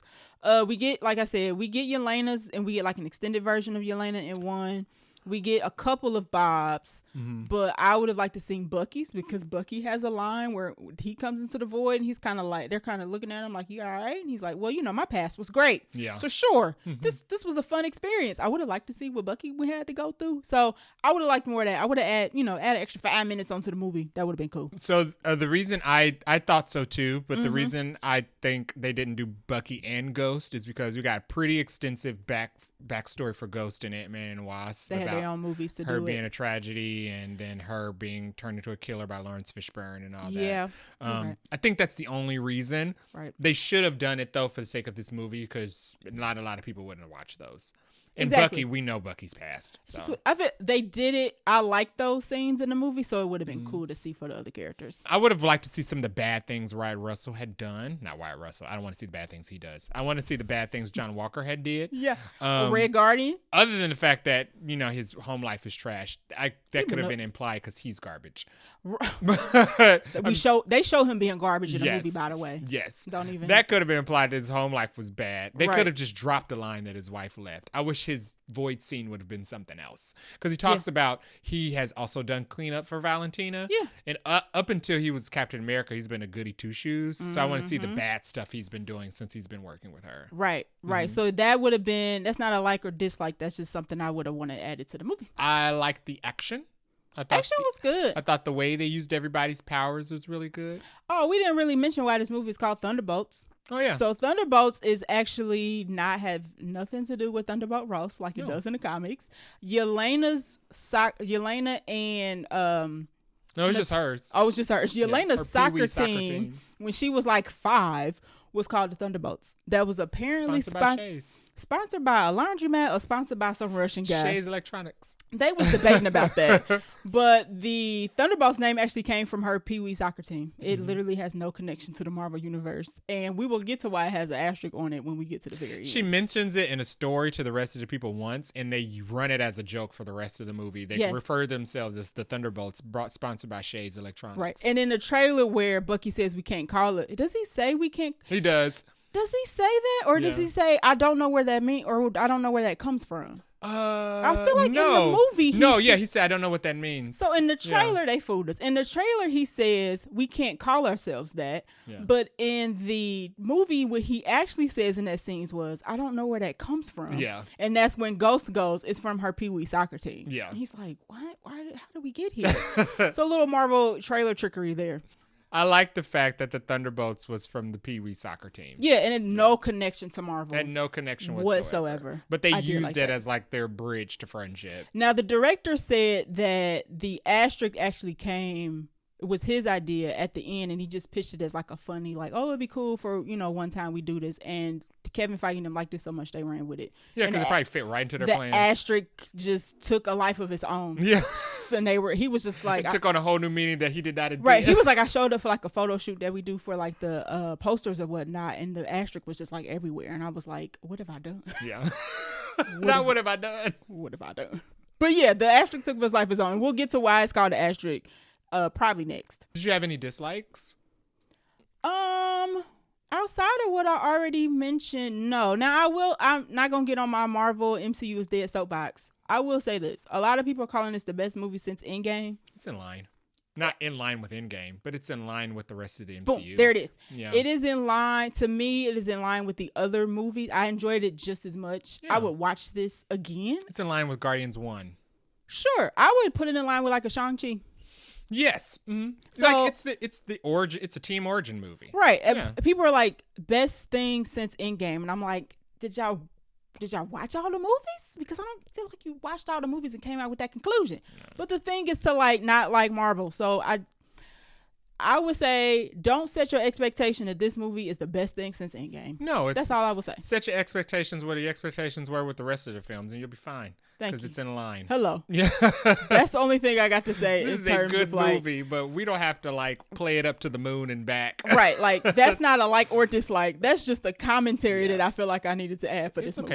It's okay to remain in the realm of reality. Not getting on it. But no, I don't have any other dislikes. No. Yeah. And it's pitched as it being pitched as an A24 thing was a joke by production. It was for marketing. Not a serious commentary on like Kevin Feige that worked actually saying this is the A24 version of Marvel. They're being funny. It's 180. If you believed it, the joke flew over your head. The budget is at $180 million. Yeah. That is like 5 A24 movies. Yeah, exactly. That's what A24 is against. Get out of here. So nice try. It's fun. It's fun. The actors are good. Yes. It's nice setup, nice closing, nice chemistry. Like y'all can just be like, it's a good movie. Y'all ain't got to say best since.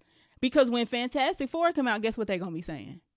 Best movie since Endgame. And it'll be like, what y'all said that Okay, whatever. Yeah, it's in line with Fantastic Four movies, which are also entertaining and good. I just don't enjoyable. Some of them not getting on there. I like that. I like the shame rooms. So basically, the Void, when he turns everybody into ash marks on the ground, he sends them into a different dimension where they have to sit with their trauma, their worst trauma, over and over again. Interesting use of a third act. It's not a beam in the sky. It's not a punch 'em up. What does a beam in the sky mean? Because somebody else said that. Every movie has, every end of the world team superhero movie has a beam in the sky.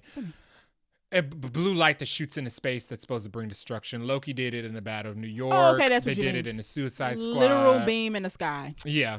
Okay. A beam in the sky movie. Man of Steel. Term for something, and I was like, what do y'all mean? But okay, you're right. No, whenever the third act results around a hero's fighting around something, shooting a beam in the air. Okay. No. That's what it is. We don't get no beaming. No beam. We get darkness and sadness and depression. No beam in the sky. Forever and ever. Even though I don't care about that, I care that they did a different type of big bad third act fight. It wasn't just a punch 'em up. They did that for a little bit and realized it didn't work because it kicked their butts. And they went running. Out of the building. So there's a big fight with Sentry versus our Thunderbolts. They get their butts kicked. Bucky's arm gets torn off, which we see in the trailer. They run to an elevator and Ava got Bucky's arm. It's like a... And Alexi's got Bucky sling over his shoulder. Ava got the arm like it's a lollipop or something. They get down to the bottom of the stairs and she just hands it over to him like, oh, here's your arm. He's like, thanks. Bucky did his knife tricks. I thought that was interesting. When he was fighting Sentry, he did his little toss and knife trick thing that he did when he was fighting with Steve and Winter Soldier. It wasn't working. Gets to a point where he's had it, right? He's like, I've been a senator. It sucks. I try to get this team together and fight this guy. It sucks. We not winning. He takes off his jacket.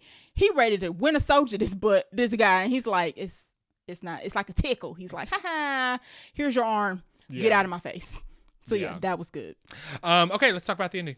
So the ending is they go into the void. So Yelena goes first into the void because Sentry is no longer here with us. The void is now floating around in the darkness. Spreading his depression all over the city. And New York is going dark. It's the Great Depression. Because, literally. Because everybody's getting sucked up into the void. Yelena goes first. Everybody's like, is she dead? Is she not dead? But then John Walker's like, wait a second, she might be onto something. So they all join her in the void. And essentially, it is a power of friendship situation. Yeah, basically. Mm-hmm. It's the power of love. And I was like, I wonder if Jay gonna be like, oh God, the power of friendship. Yeah, I did. Okay. I figured you did. Because basically what they do is they get to Bob while he's in one of the shame rooms and he's reliving a domestic violence situation. He's like, this is the best room that I could find, so this is where I'm gonna stay. So Yelena gets to him and tells him, you can fight this. We can get out of this together. You can end this. The void is not have to be the one that takes over. Whoa, whoa, whoa. Exactly. So we get to a particular room. It is the scene from the trailer where Yelena's like flipping around all the stuff. I thought it was a building falling, but it's not. That was a misdirection. I was like, oh, she's fighting through a building that's falling. Because after the fight with Sentry earlier, when I was thinking on the trailer, I was like, now who is she running towards? Because you're not gonna fight him. Exactly. So, and that's why I was like, they put too much in the trailers because I was like, we haven't had the scene where she's running through the fallen building. Yeah. It's not a fallen building. It's a metaphorical fight. It's a metaphor. It is. There's things flying towards her because the void is trying to stop them from stopping Bob from beating them up. Feelings. Exactly. So void is talking down to Bob like, you ain't gonna be nothing. You ain't never gonna be nothing. And we just gonna be nothing together. And Yelena says, you is kind and you is smart, you is special. Bob's beating up the void like, no, you can't tell me this. I'm a man. I'm a real person. But the void wants him to beat him up because he's consuming him. So Yelena runs towards him and like, don't do this. You is our friend. We is family. And then everybody else gets a loose and also huddles together. They get Bob off of the void. And it's the poster. The poster is not them fighting each other. The poster is them hugging each other. Basically. Because it's literally, it looks like the poster. Right. So they get Bob off of the void. The void, quote unquote, goes away. No. He goes into hiding. Depression is never gone. He goes inside. Yes. So they all come out of the void along with everybody else who's been sucked up. And Bob doesn't remember. That's the thing. So Walker's like, well, what if he remembers what the heck just happened? That makes sense because that makes sense in the beginning now because he died. So he loses his memories when he dies. So when we first get to Bob, John Walker's like, well, do you remember anything? He's like, no, I just woke up and I was here. And everybody's like, that makes sense. It makes no logical sense. Yeah, and I was like, why wouldn't you have your memories? But that makes sense now. But he turns into the void and comes back as Bob. He don't remember nothing. No. So they all come back and they back on the ground. Everybody's been saved. Everybody's happy. Bob don't remember nothing. They just like, Bob, you gotta stick with us because you can't handle this. No, we have to keep an eye on you. You need friends. Now our responsibility. Right, you need friends. So they run into Valentina, who has orchestrated all of this, and they're like, come here, girl, you's in trouble. So she's like, no, don't capture me. Yeah. So they they walk towards her to put her in jail or whatever. But what they don't know is behind the curtain that she's just walked across is the media. Because she called the media earlier to reveal Century. Yes, but she moves them downstairs once everything pops off and sets up a whole press conference outside on the ground. And so when they come across this makeshift sheet that she has set up, she's like, hey, guys, I've been working on this thing. I've been trying to keep the country safe. I'm CIA director and all that jazz. Look, it's the new Avengers. And they are like, chick, what? Yeah. Yeah, so the ending is the Thunderbolts asterisk is because they are actually now the new Avengers. Yes.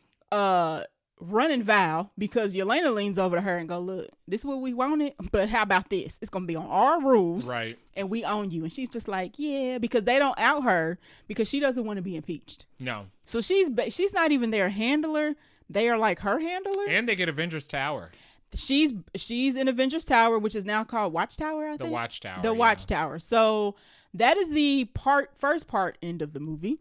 We get a after credit scene where all the credits play and we basically get like news stories of people not accepting them as the Avengers. Because they're villains. Because they're like, not my Avengers, be Avengers. And then some articles are like, maybe this could work out. And then there's a lot of pictures of memes and whatnot making fun of them being Avengers.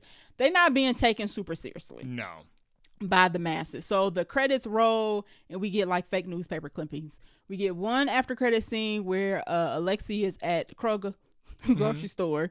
They are on a Wheaties box. Yes. Together. He's trying to convince some lady to buy this Wheaties box with him on it. She picks it up and was like, oh, thanks. And then she puts it down and walks away. And then we get a more extended after credit scene, which is, I will call the actual end of the movie, where they are now the new Avengers. We jump 14 months in advance. I should add that part. So there's reference to the Red Hulk earlier in the movie. Yes. So because Valentina talks about safety. She's in the hearing. Yeah. Yeah, she's talking about safety and stuff. So we are in the same time frame of Brave New World. So we've jumped 14 months. They are now the new Avengers. Sam is upset. Sam is not in this scene, but Sam is mentioned like 4 times. They literally say Sam. In the span of this one after credit scene. They say Sam's name like 4. It's like 2.5 minutes. They say his name like 4 times because they are beefing with Sam because Sam doesn't want them to be called the new Avengers. Which is such good writing to have Bucky. And I like the way Bucky, both times Yelena mentions Sam, they go to Bucky's face and he looks sad. Right. So clearly Bucky and Sam broke up. They're not friends. They're right not now. good on good speaking terms. He said the last conversation they had didn't go well. And I think it's good writing that they're beefing, probably because Bucky was the one who convinced Sam to take up the Avengers mantle again, and now you're running around with the name with a different group of people. Right. And Lexi's got on this ugly jumpsuit that says, "Oh, that's cool. We just changed our name to Avengers with a Z." It looked real cheap. It looked real fake. And they all look at him like, no. John Walker is oblivious. Not oblivious, but he's just kind of like, I'm finally back in the spotlight. Yeah, that's all he wants. Right. But he don't like the fact they get made fun of. He makes a point to mention that. There's also a mention in the scene of something has been happening in the last 14 months. Like, they mention a space threat. Yeah, Yelena says Sam has been working. She says Sam has been working on a space threat and not telling them about it. Exactly. So there's definitely a contention of like, well, who's the actual Avengers going on? Which I think will be cool when we get to Doomsday. Because with the bigger part, I guess, of this after credit scene is that they get a warning of an incoming spacecraft. It says interdimensional spacecraft. Yeah. So they zoom in. They get a little screen. They zoom in, and then we get the music. And it's Fantastic Four. Yeah. So the Fantastic Four have somehow made their way to the new Avengers. And it's going to be funny because they're going to be like, oh, we're the Avengers. And Reed going to be like, yeah, I don't look like it. But that is not the space threat. The space threat.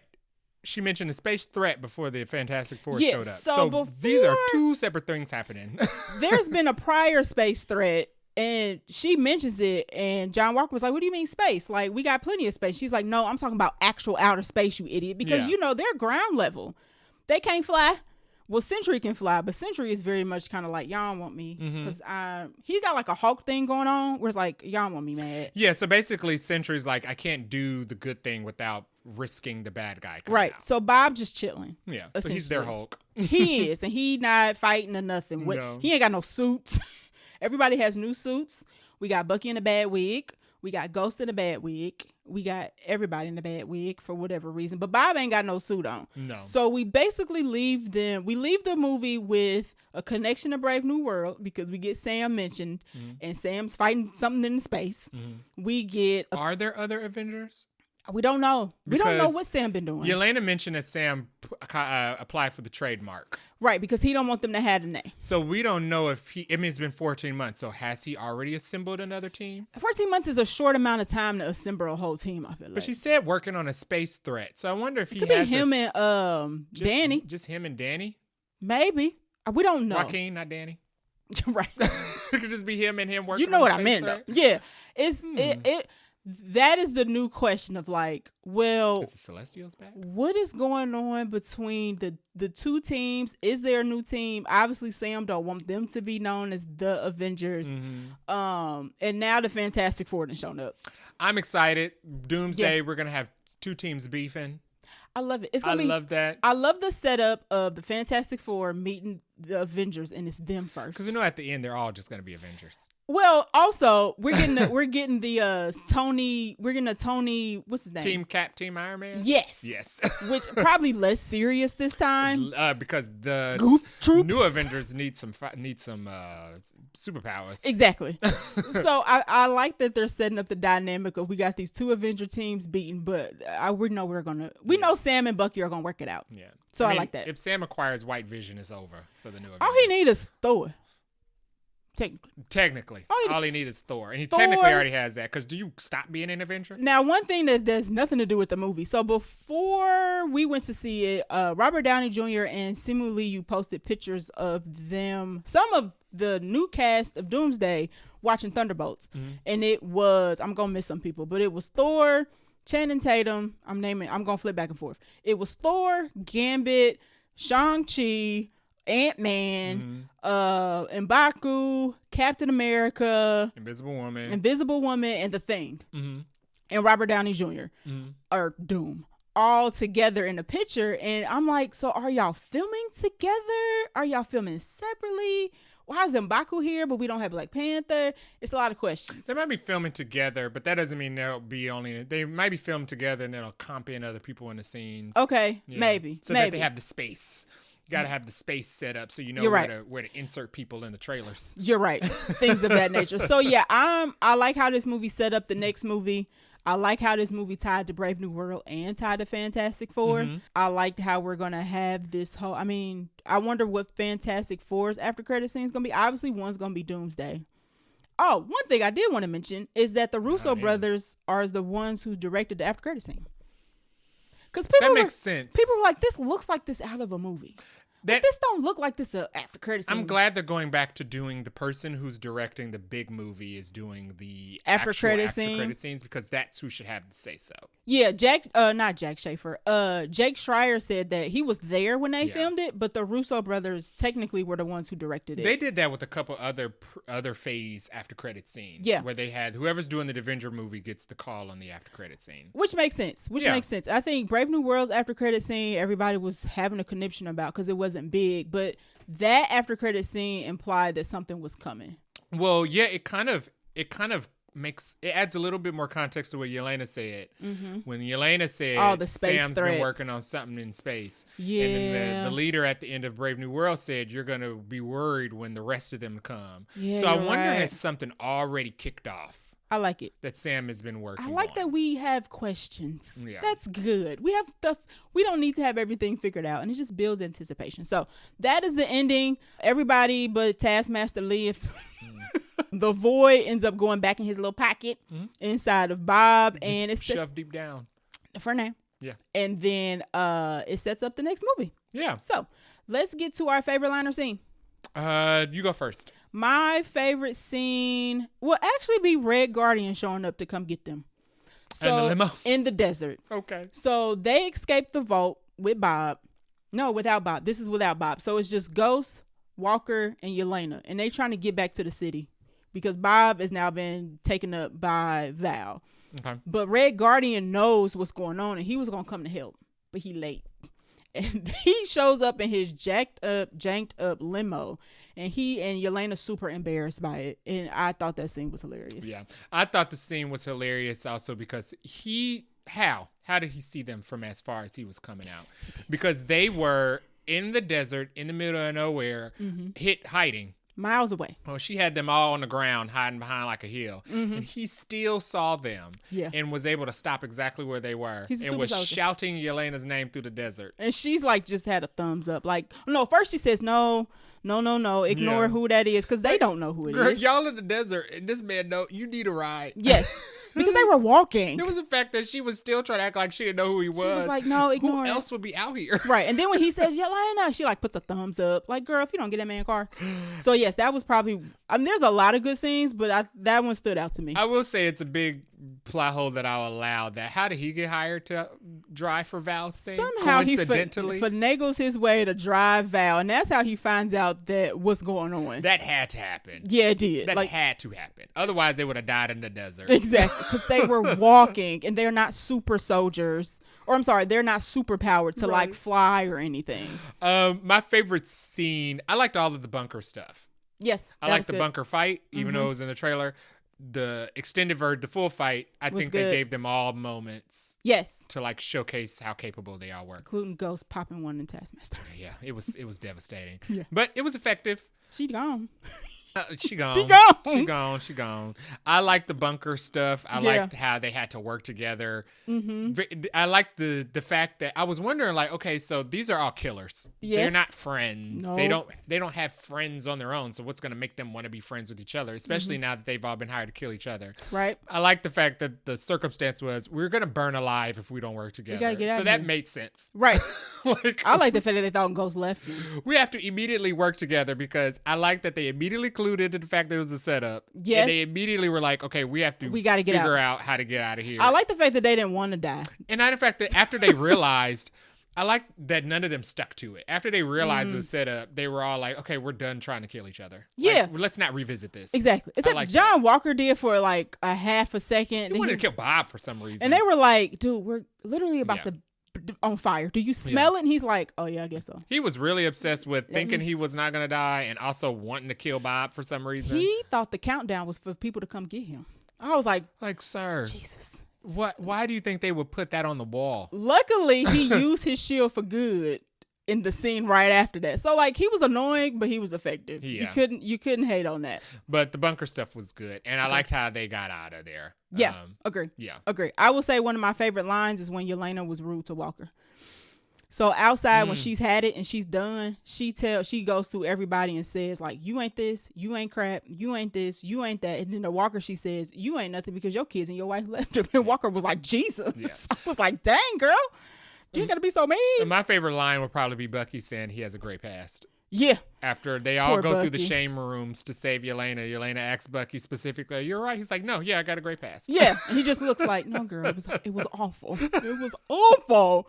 So yeah, you have any random notes? No. Oh, one note.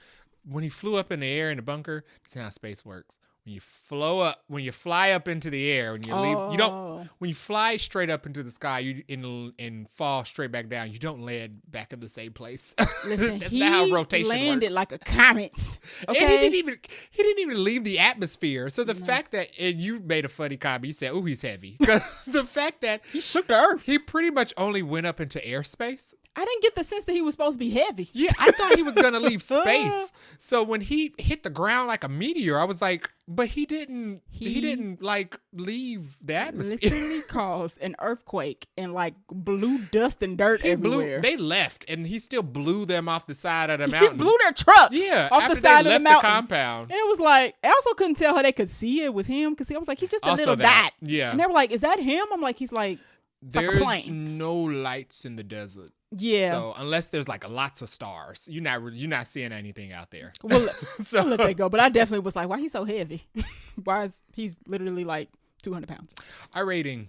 I'm going to give this a 4.5. Okay. And I'm only taking a half off because I would have liked more Bobby's Century. And I would have liked more of them in the Void individually as characters. Yeah. Yeah, that's it. That's a small nitpick. So I feel like the movie could have been longer and had a little more meat on the bones in that respect. Yeah. I will give this also a 4.5. Okay. I am not like married to Taskmaster, but I like Taskmaster. Oh yeah, I think Taskmaster. I would have enjoyed having Taskmaster in the rest of this. Yeah. Especially since that character's different enough.